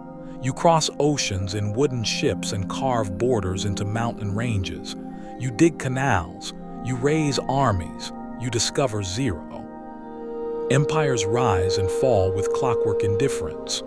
Babylon, Greece, Rome, Han, Mali, Inca, each one reshaping Earth, even as the forests watch quietly. You float now over battlefields and aqueducts, over rice paddies and burning libraries, over cathedrals built so tall that they try to kiss the sky, over salt routes, silk roads, slave ships, all of it. You changed Earth again. But it's not just tools and cities. It's memory passed down not just in genes but in stories. That's your real superpower. And soon, you'll invent something truly ridiculous. The idea that the planet is yours. But we'll get there. Tonight, as the pace of civilization begins to blur, your breathing slows. The sounds of ancient markets fade. The scent of hearth smoke drifts behind you. You're still here, on a rock that spins slowly in the dark, and you're beginning to suspect that your chapter in the story is shorter than you think. But for now, you sleep, cradled by stardust and mitochondria. The fire still burns. The wind down begins. The world is quiet again, but in a new way, settled, soothed, and breathing slow. The flames of history burn low, flickering softly across ruins and roots alike. You're still drifting, but your thoughts are looser now, your muscles unwound. The sky is darker, the earth below you calmer. You followed this planet through chaos and cold, through slime and shadow, through explosion and extinction. And now, here in the hush after humanity's great awakening, you can rest. Let your breath match the slow roll of the ocean tides. Let your heartbeat echo the rhythms of ancient footsteps, bare, cautious, determined. Nothing is required of you now. The world turns without effort. Stars shine without asking. And even if Earth forgets you one day, she will remember the moss beneath your feet, the wind against your skin, the shape of your silence. Sleep now, the planet is old, and you are part of its dreaming. The fire is glowing brighter again. You're still curled beneath stars, but the pace has picked up. No more waiting thousands of years for a tree to evolve a flower or for a fish to test gravity. Now, your ancestors blink and everything changes. You're in the age of history sneezing, and you, of all species, have caught it hard. Around 10,000 years ago, you learned to plant seeds. Around 5,000 years ago, you learned to write about it. But now, within the last few centuries, you're sprinting, tripping, building, breaking, all at once. And Earth, she's starting to notice. You drift above a world groaning under progress. It begins slowly. Clay tablets give way to scrolls. Scrolls give way to books. But the turning point isn't literacy, it's combustion. Here's your historical spark. Around the 18th century, humans begin burning coal in earnest. For heat, for machines, for metal. The Industrial Revolution ignites in Britain and spreads like wildfire, only with more soot and less awareness. Smoke rises, wheels spin, steam engines chug through green valleys that will never look quite the same again. You float now above factories belching smoke into skies that once shimmered clear. Coal dust settles on rooftops. Chimneys cough into the clouds. The planet gets warmer just slightly, but it's enough. You have entered the era of momentum. Historians still argue whether this phase was inevitable, whether a species that mastered fire and agriculture had to push toward engines, trains, and atmospheric carbon. But there it is, the feedback loop of invention. You invent machines to save time. The time saved is spent inventing more machines. And the speed, it gets wild. Railroads, telegraphs, steel frames, electricity, light bulbs, typewriters, assembly lines. In just a few generations, your world transforms from dirt paths and candlelight to global shipping routes and neon. The cities grow fast. Your quirky tidbit for tonight. In 1800, only 3% of the global population lived in cities. By 2025, yes, that includes your pillow-snoozing self, over half the world is urban. You are now a species that lives in stacked boxes and walks past trees without noticing. And yet, amid the metal and motion, something else is happening. You start to ask questions. Why are there poor and rich? What makes a nation? Should a monarch decide who gets bread? Empires expand, collide, collapse, revolution becomes contagious. And while philosophers stroke beards and write treatises, Earth's forests shrink, slowly then quickly. Rainforests are logged, rivers are rerouted, species go extinct in the shadow of railroads and rifles. But humans barely pause, because you've tasted momentum, and it tastes like control. By the 20th century, oil replaces coal, plastics replace wood and bone, aircraft cut travel time from weeks to hours. And then nuclear fission. The same star-splitting force that powers the cosmos is unleashed in a desert test and soon after on 2 cities. In a blink, your species gains the power not just to reshape the planet, but to end it. Historians still argue whether the Cold War's arms race averted greater wars or nearly guaranteed them. Either way, Earth is now spinning beneath missiles that no one wants to launch, but everyone is prepared to. And yet, your story keeps unfolding. You go to space, you land on the moon, you map the ocean floor, you discover DNA. In the same century, you invent mass extinction. You also invent antibiotics. You split the atom, then use that knowledge to cure cancer. You send satellites into orbit, then stream cat videos through them. It's the paradox of the modern human, infinitely dangerous, endlessly inventive. And Earth watches. Her atmosphere thickens, her coral reefs bleach, her glaciers retreat. Your quirky mirror fact: scientists now track Earth's surface changes from space, not just storms and quakes, but traffic, light pollution, and even crop patterns. The biosphere has become trackable. You are, for the first time, visible to your own planet. You float now above megacities glowing like neural networks. Highways pulse like arteries. Container ships drift like mechanical whales across warm seas. But the noise is overwhelming. You've become so good at bending the world to your will that you forget you were once part of it. The forests remember. The microbes do. But you have algorithms now. And still, there is beauty. Someone writes a song that makes another human cry. Someone paints light in oil so vivid it outlives their body.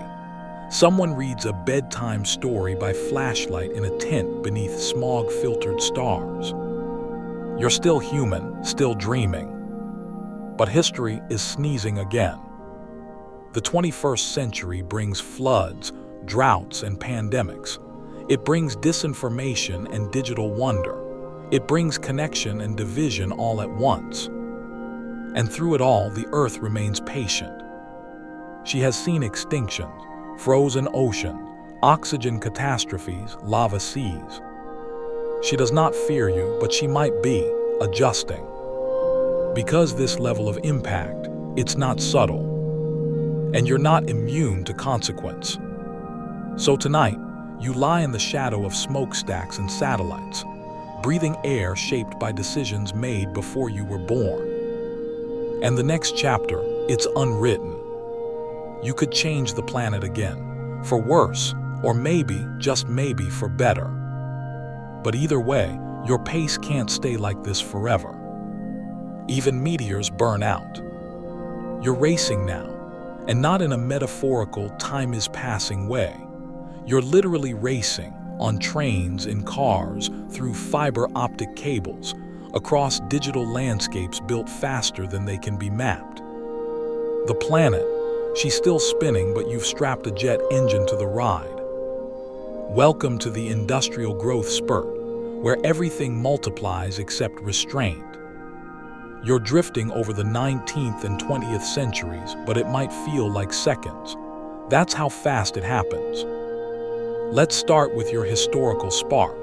The invention of the steam engine kicks off the entire thing. Steam becomes your first real fossil-fueled servant, pumping water, turning wheels, powering factories. And once humans realize that burning coal gives them leverage over nature, they do it constantly. And not just for factories. You start weaving new threads, literally, with the textile boom. Machines hum night and day, transforming raw cotton into mountains of fabric. Entire cities rise around spinning frames and brick chimneys. And humans, they start to move. From farms to towns, from fields to factories. It's the start of something modern and messy, urbanization. You float above 19th century London, foggy, crowded, lit by gas lamps and stained with coal dust. The streets are alive with horses, carts, chimney sweeps, newspaper boys, and the low hum of revolution. Because now that people live closer together, they talk more. They strike, they write pamphlets, they organize. Historians still argue whether industrialization improved human life or just made exploitation more efficient. But one thing, for sure, the 1800s turned you into a hydrocarbon-powered creature. Coal first, then oil, then natural gas.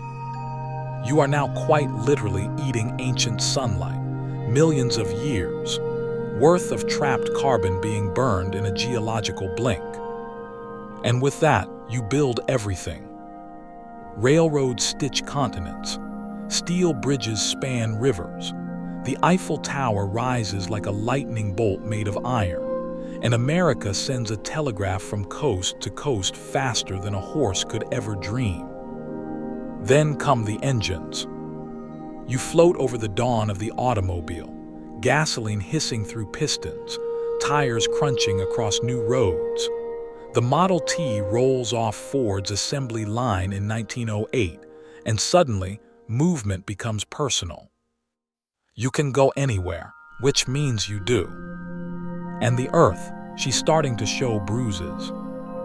Your quirky tidbit tonight. By the early 20th century, cities like Pittsburgh were so polluted from coal smoke that people changed their clothes multiple times a day just to keep up with the soot. The sunrise, sometimes invisible. But the growth doesn't slow. Electricity spreads, light bulbs push back the night, radios hum, planes rise into the clouds, skyscrapers pierce the skyline. And just as Earth seems to catch her breath, humans go to war. Twice, you drift above World War I, a mechanized horror of trenches, mustard gas, and industrialized death. Then World War II, more devastating still, ending in 2 nuclear detonations that rewrite the rules of power forever. After that, an odd peace, but also a new race, this time not across land but into space. The Cold War puts satellites into orbit, nuclear subs into oceans, and humans on the moon. It also spreads industry like wildfire. Factories double, cities swell. Earth's carbon balance begins to tip, quietly, irrevocably. And something else happens, the birth of consumerism. Now you're not just working to survive, you're working to buy. Refrigerators, televisions, suburbs, fast food, drive-thrus, plastic, more plastic. By the mid-20th century, the human footprint is global and getting heavier by the year. You're building highways that slice through ecosystems, damming rivers that once roamed freely, digging holes in the earth deep enough to see time itself. And the signals are there. Species begin to vanish, coral reefs bleach, the atmosphere warms barely but noticeably. You invent climate science just in time to understand what you're doing, and then mostly ignore it. Because the momentum is enormous. And the benefits, oh, they're seductive. Vaccines, air travel, the internet, space telescopes, heart transplants, GPS, penicillin. You are the only species in Earth's history that can 3D print a lung, but still forget to water your houseplant. You are miraculous and ridiculous at the same time. Historians still argue whether this period, the 20th and 21st centuries, should be considered a new geologic epoch, the Anthropocene, an age where human activity is the dominant force shaping the Earth. Your quirky metric. If future geologists dig into today's sediment layers, they'll find chicken bones everywhere. Billions of them. Chickens are now the most numerous bird on Earth. We made them that way. This isn't just a growth spurt. It's a geological anomaly. And it comes with side effects. Oceans rise, weather shifts, forests burn. Species flee toward cooler ground that no longer exists. You burn oil to stay warm, and then burn more to deal with the fires. Still you create. Music that echoes in space, art made with machine learning, stories about robots falling in love. You invent the internet, then spend most of your time using it to argue and look at cats. You split the atom, then build MRI machines. You warm the Earth, then launch climate satellites to measure how warm it's getting. It's all absurd and all human. Tonight you float above a networked planet. Every continent lit by city lights, every ocean crossed by tankers, every forest fringed with roads. The Earth is still here, still breathing, but her rhythms are changing. Because for the first time in her 4.5 billion year story, one species is writing with fire, metal, and code. And the page is still turning.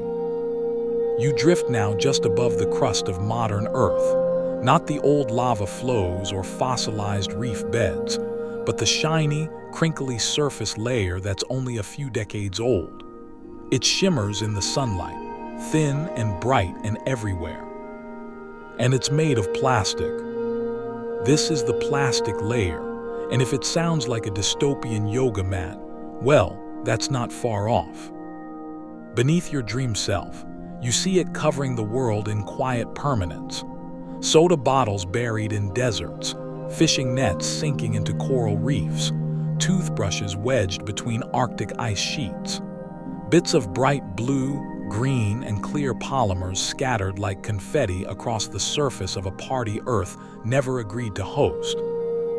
Your historical footnote: the first synthetic plastic, Bakelite, was invented in 1907, but the real explosion came after WWII, when mass production became cheap, global, and nearly unstoppable. Suddenly, plastic wasn't a novelty, it was normal. Wrapping, packaging, containers, clothing. It was lightweight, durable, cheap. And it never went away.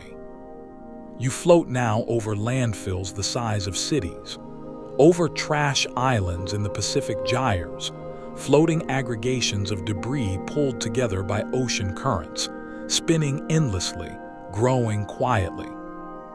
And here's your quirky tidbit. Modern seabirds are evolving to mistake the scent of plastic for food. It's not just that it looks like prey, it actually smells edible, thanks to bacteria that colonize the plastic and mimic natural marine scents.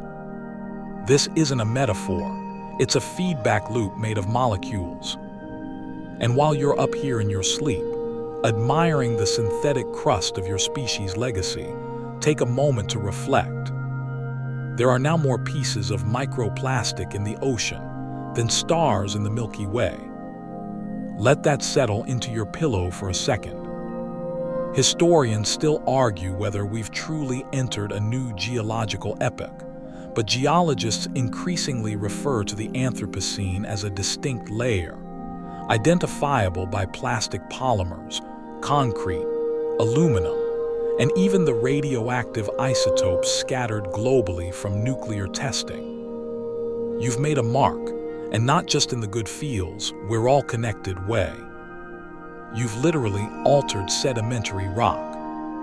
Even the mud at the bottom of lakes now holds microbeads from old facial scrubs and tire dust from highways miles away. Meanwhile, you continue to create 3D printed shoes, disposable electronics, multi-layer snack wrappers so indestructible they might outlive the English language. And it's not just garbage, it's memory. Old hard drives, floppy disks, dead phones in drawers, a century's worth of culture encoded in objects too toxic to burn and too slow to decay. Earth is holding all of it. Every plastic spoon you ever forgot to recycle. Every balloon string that drifted into a forest. Every glow stick from every concert you ever attended. Still here, still waiting. Because plastic doesn't rot, it photodegrades. That means it breaks into smaller and smaller pieces but never disappears. It becomes dust, a new mineral, a new layer of earth. And it's inside you too. That's not poetic, that's medical. Microplastics have been found in human blood, lungs, and placentas. The full health implications, still unclear, but the fact that you now breathe, drink, and eat fragments of the last century's convenience is, well, a legacy. A modern kind of fossil. Here's a strange thought for your night brain. Future archaeologists, if there are any, won't need ancient bones to find you. They'll just dig down to the layer with the Hello Kitty lunchboxes and single-use forks. That's the human era, they'll say. the age of things that never left. You're not alone in this synthetic sea. Marine life is adapting in real time. Some crabs now use bottle caps as shells. Some birds line their nests with shredded plastic ribbon. Fish eat nurdles, the raw plastic pellets that fall into oceans by the ton each year. This is evolution, confused. Survival strategies applied to a world that makes no sense anymore. You, the creature that once crawled out of the mud, now put the mud in packaging. And yet the ingenuity remains. You build machines that clean beaches. You design enzymes that digest polyester. You grow mushrooms that feed on polyurethane foam. You even develop seaweed-based alternatives and biodegradable cutlery made from avocado pits. You're clever, always have been. But whether you're fast enough, that's still up for debate. Because the growth hasn't slowed. Every year, you produce more plastic than the year before. Every minute, a truckload of plastic waste enters the ocean. And still, it's not even your biggest crisis. It's just the most visible one. Earth doesn't scream, she absorbs. She's done it before, when cyanobacteria flooded the air with oxygen, when lava smothered forests, when asteroids blocked the sun. But this time, the layer is different. Artificial, brightly colored, and full of good intentions wrapped in shrink wrap. You float above it now, this slick permanent skin made of bottles, bags, toys, and tubes. A planet in a plastic coat. And beneath it, soil still tries to breathe. Seeds still push upward. Worms still wiggle through styrofoam crumbs. Because the Earth, she doesn't give up. She adapts. And she remembers. Even if she's buried in Tupperware. You're hovering now above a planet that looks eerily familiar but feels slightly off. The mountains are still there. The clouds still swirl. Forests still blanket parts of the Earth like a living quilt. But something has shifted, subtly and relentlessly. Earth is starting to push back. This is the era of signs of a phase change.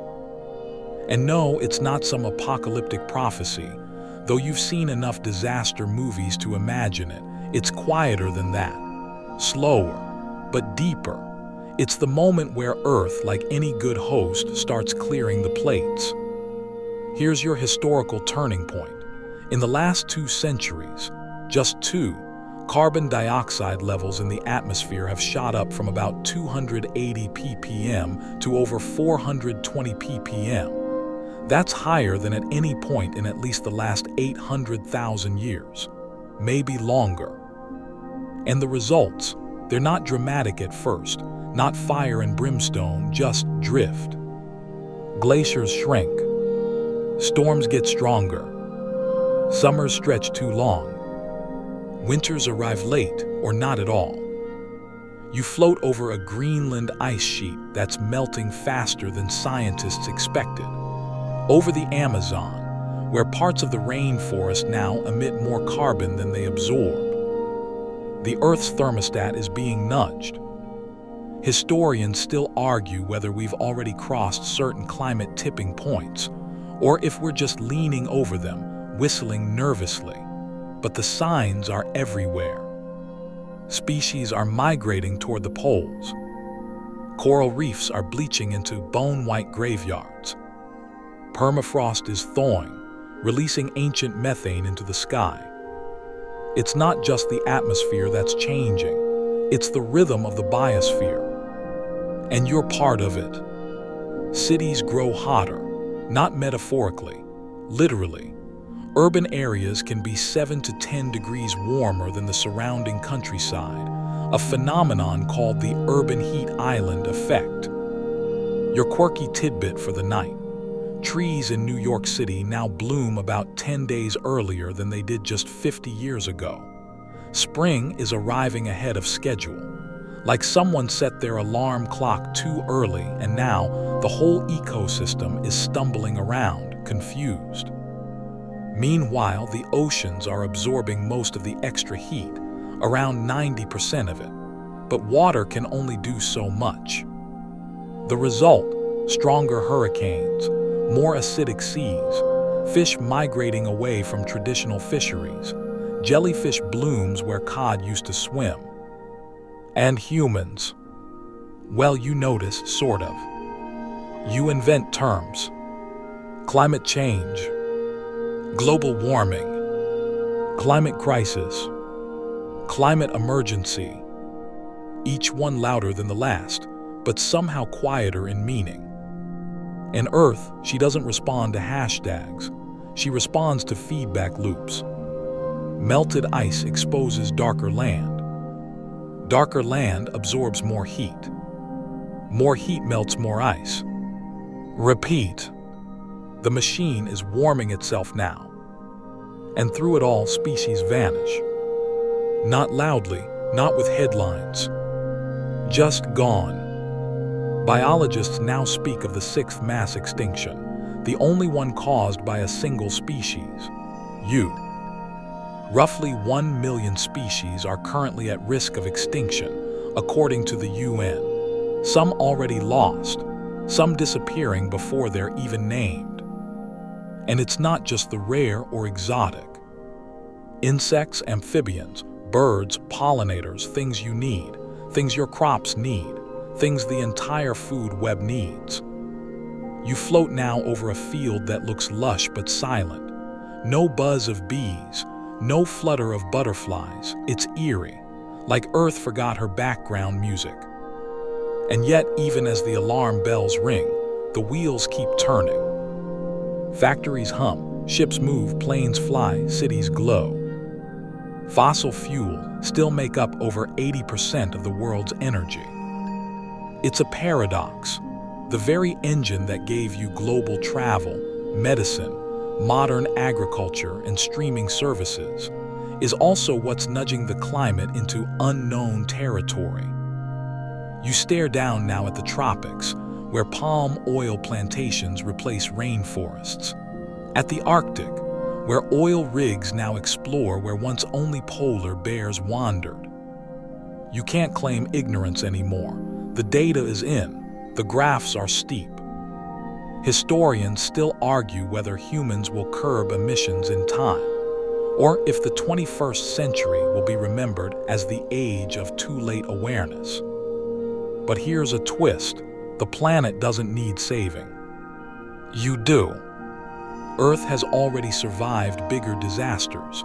Remember Snowball Earth, the Great Dying, the asteroid that erased the dinosaurs. Earth always recovers. She just doesn't promise to take you with her. And this is the phase change. The creeping sense that your age, your Anthropocene moment, might be a temporary swell in the geological record. That the systems you've built may not be as permanent as they seem. That the lights in your city skyline might one day go dark, not from malice or war, but from entropy. Your quirky mirror for the night. Some scientists are now measuring the Earth, technosphere, the total mass of all human-made structures, systems, machines, and devices. It already outweighs all living biomass on the planet. You built more stuff than nature built life. And yet the oceans still rise. The forests still shrink. The atmosphere still warms. And Earth keeps spinning. So you lie there wondering, if you are just a phase, what kind of phase do you want to be? One that burns bright and fast like a match? Or one that adapts, survives, endures? The next century will decide. But tonight, the winds shift again. And somewhere beneath a warming sky, a wolf howls in a forest still full of promise. A seed cracks open in thawed ground. A glacier creaks, its meltwater whispering to the sea. The world is still alive, still changing, and the phase is not yet complete. It's strange, isn't it? For all your cleverness, your machines, your sensors, your satellites, you still can't answer the question that now looms like a shadow across the horizon. Who comes after us? Not just who succeeds us, but what will fill the silence we might leave behind. You hover now in a kind of suspended Earth, not future, not past, just potential. And Earth, for her part, is patient. She's always been good at waiting. Because if humans are just a phase in Earth's story, then the next chapter is already stirring in the margins. And evolution, she's still typing. Let's be clear, extinction doesn't mean everything burns in a single apocalyptic blaze.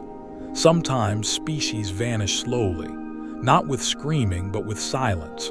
Reproductive rates fall, ecosystems unravel, a migration path shifts. And when one player exits the stage, the script doesn't end. It simply changes characters. Your historical example tonight. After the dinosaurs went extinct 66 million years ago, mammals didn't burst onto the scene immediately. They waited for food webs to rebuild, for climate to stabilize, for space to open. Then they took over. So if humans go, who waits next in the wings? Some scientists look to rats. Yes, rats. Small, adaptable, quick to reproduce, omnivorous. They've followed you across the globe, surviving sewers, suburbs, and space stations. In a post-human world, they might diversify wildly, evolve into entirely new forms. Rodents the size of dogs, arboreal climbers, aquatic tunnelers. Others point to cephalopods, octopuses, and squid. Intelligent, curious, and able to manipulate objects.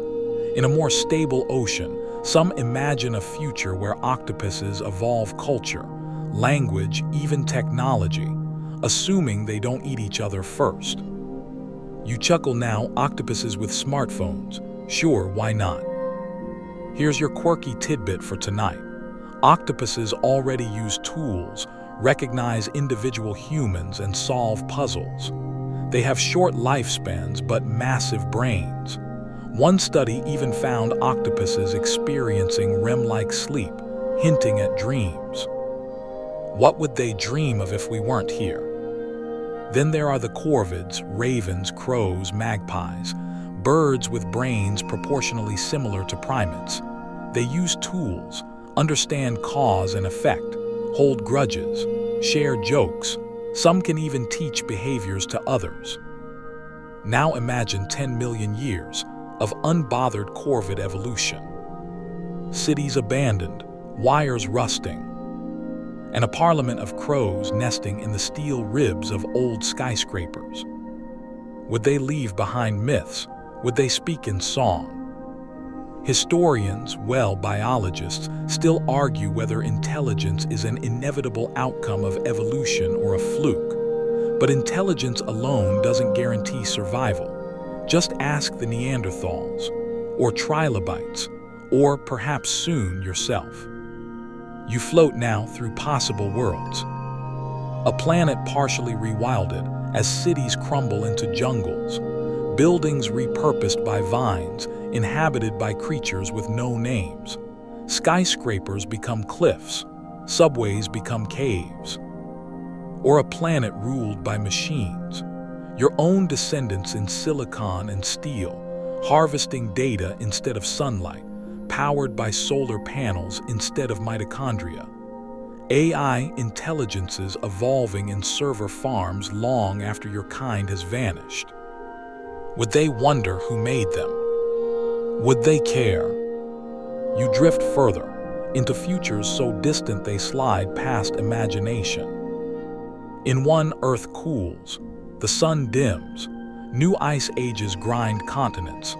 Life retreats to volcanic vents, deep-sea trenches, and geothermal oases, but life endures. In another, Earth warms beyond recognition. The oceans evaporate, clouds flee. The last creatures crawl underground or into permanent twilight zones. But life still finds a way. You see it now. Evolution is not interested in who's the smartest or the nicest or the most inspiring. It rewards adaptation, flexibility, sometimes even just luck, which means the next inheritor of Earth might not be intelligent at all. It might be something fungal, a network of underground mycelia, growing, remembering, responding. Or something microbial, once again, back to the beginning.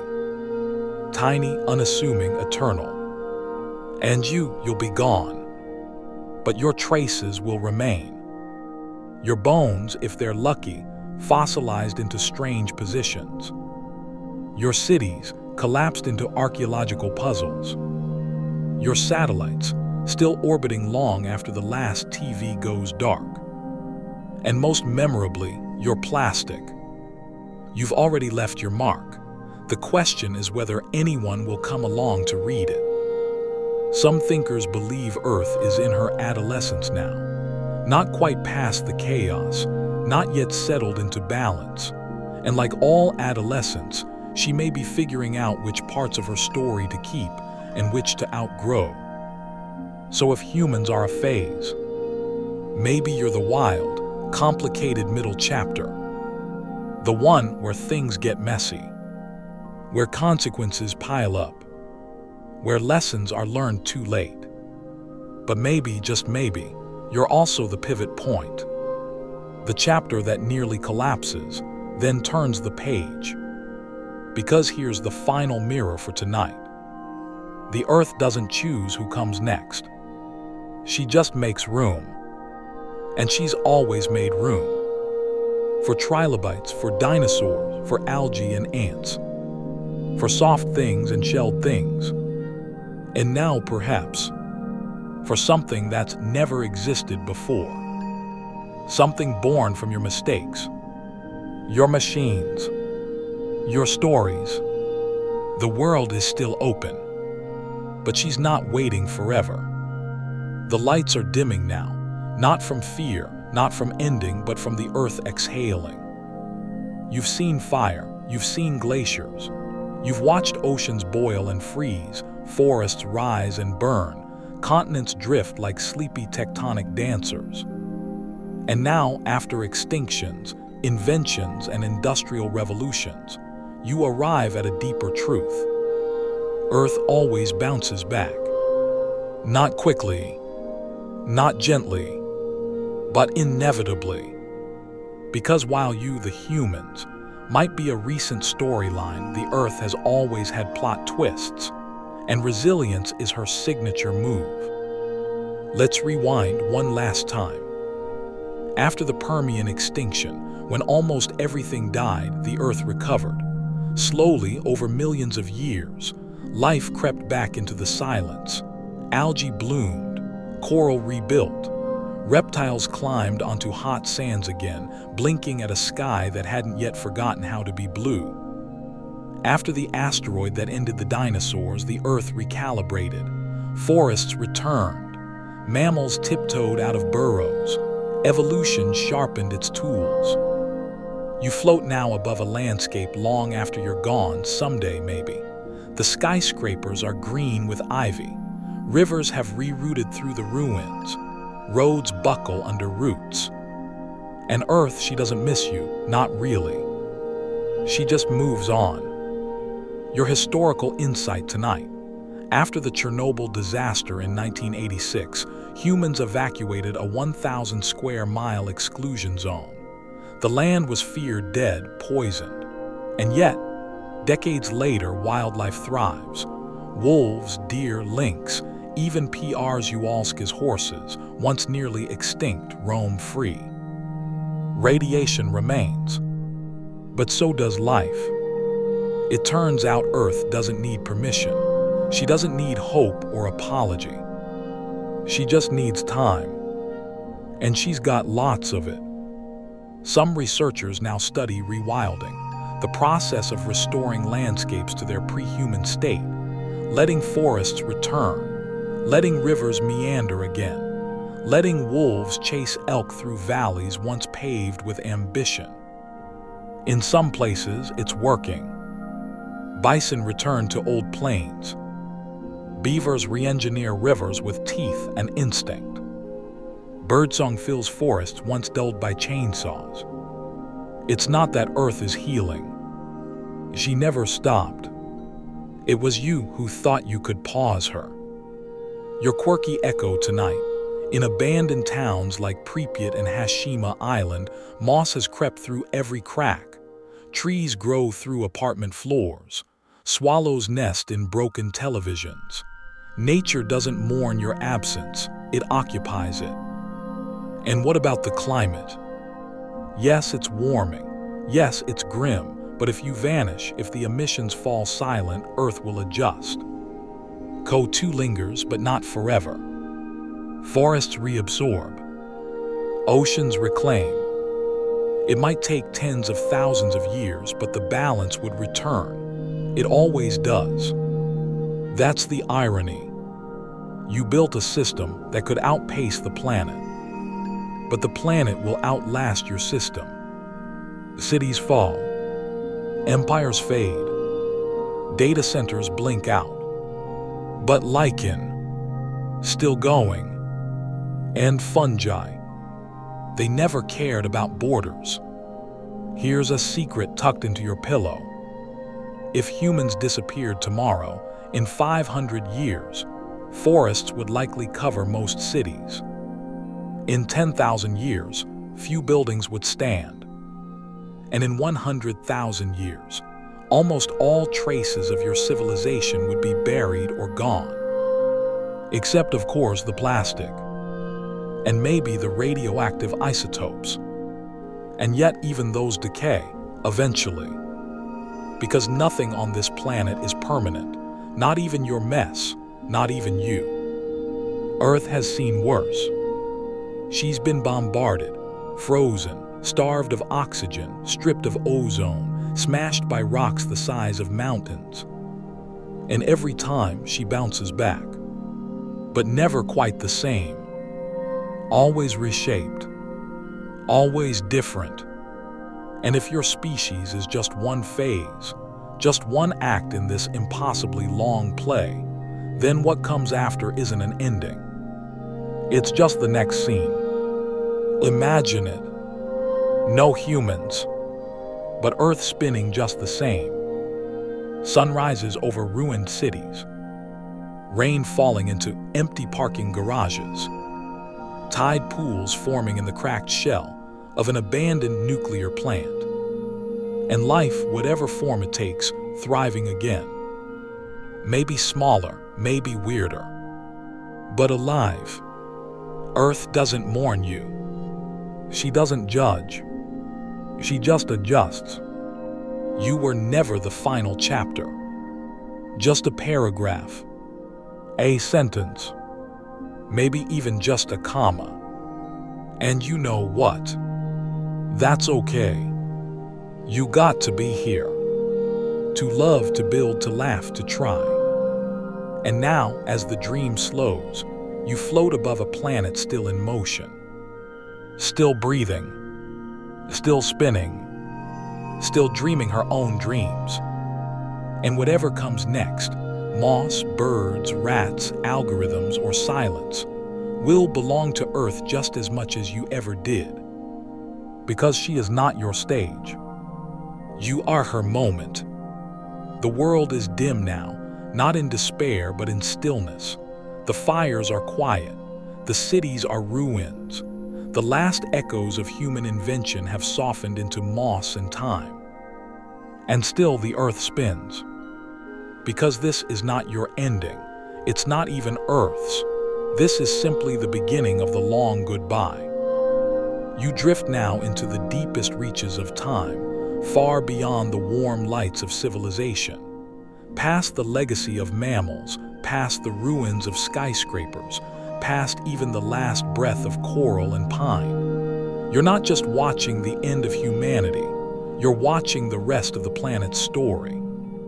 And it's not short. Let's look ahead, shall we? Your historical projection tonight. Earth is about 4.5 billion years old, and the Sun still has another 5 billion to go before it fizzles out in a final blaze of cosmic drama. So unless something catastrophic happens, another massive asteroid, a black hole detour, or you invent something really unwise, Earth still has billions of years left to play with. The future is vast. In a few million years, your cities will be gone. The very mountains will begin to fade, ground down by wind and ice. New continents will form. Tectonic plates will keep drifting like exhausted dancers refusing to rest. Africa will crash into Europe. Australia will merge with Asia. The Atlantic may close, or open wider, or disappear. Historians won't be here to argue about it, but geologists, if they exist, will have one heck of a puzzle. And life goes on. Maybe it evolves again, maybe not. Maybe a second intelligent species rises, not from apes, but from birds or bears or some burrowing creature that never cared about dominance. Maybe it doesn't. Maybe life gets quiet, just microbes and moss again, doing their ancient, timeless thing. But eventually, no matter who's watching, the sun gets louder. Not metaphorically, literally. As it ages, it burns hotter, not cooler. In 500 million years, increased solar radiation will begin breaking down Earth's carbon cycle. The CO2 levels drop. Photosynthesis becomes harder. Plants begin to vanish. Without plants, the food chain collapses. Oceans begin to boil. Atmosphere thickens. Water escapes into space. Earth becomes Venus-like, not all at once, but certainly in the long run. Here's your far future quirky tidbit. Long before the Earth is physically destroyed, it will become uninhabitable. Not by bombs or AI, but by pure, slow thermodynamics. And in about 1 billion years, the oceans will be gone. Not polluted, not poisoned, just evaporated. Water vapor blown into the void. The surface sterile, cracked, radiated, bleached, but still spinning. Until finally, around 5 billion years from now, the sun runs out of hydrogen. It swells into a red giant, engulfing Mercury, Venus, and possibly Earth. Not guaranteed, though. There's debate. Historians know, physicists, still argue whether Earth will be consumed entirely or just scorched into a molten ghost, orbiting the swollen corpse of a star. Either way, this is the end of the planet you once knew. No water, no trees, no stories, just ash and stardust. And yet, even then, Earth may leave behind traces. Its orbit, for example, may still wobble in the sun's residue. Its elements, scattered into the cosmos, may one day reform into something new. Maybe those atoms will find their way into comets, into clouds of interstellar gas, into the bones of creatures born in another system, around another star, under a sky no human eye ever saw. You're not gone. You're just disassembled. Your quirks, your cities, your questions, all rearranged. In this way, Earth doesn't die. It recycles. And you were never meant to last. You were meant to change. So as you drift now, deeper into this cosmic quiet, remember this. The Earth was never your possession. It was your teacher, your cradle, your story's setting. And even if no one reads your final chapters, even if no alien archaeologist ever finds your fossils, it was still worth telling, because you were the part of Earth that looked up. that wondered, that asked. And those questions, they echo, maybe not forever, but long enough to matter, long enough to make Earth's brief moment of awareness. You, something eternal, in spirit if not in stone. So sleep now, dreamer. The page is full. The ink has dried. The stars are still shining. And somewhere, the dust of Earth drifts through space, waiting for its next chance to begin again.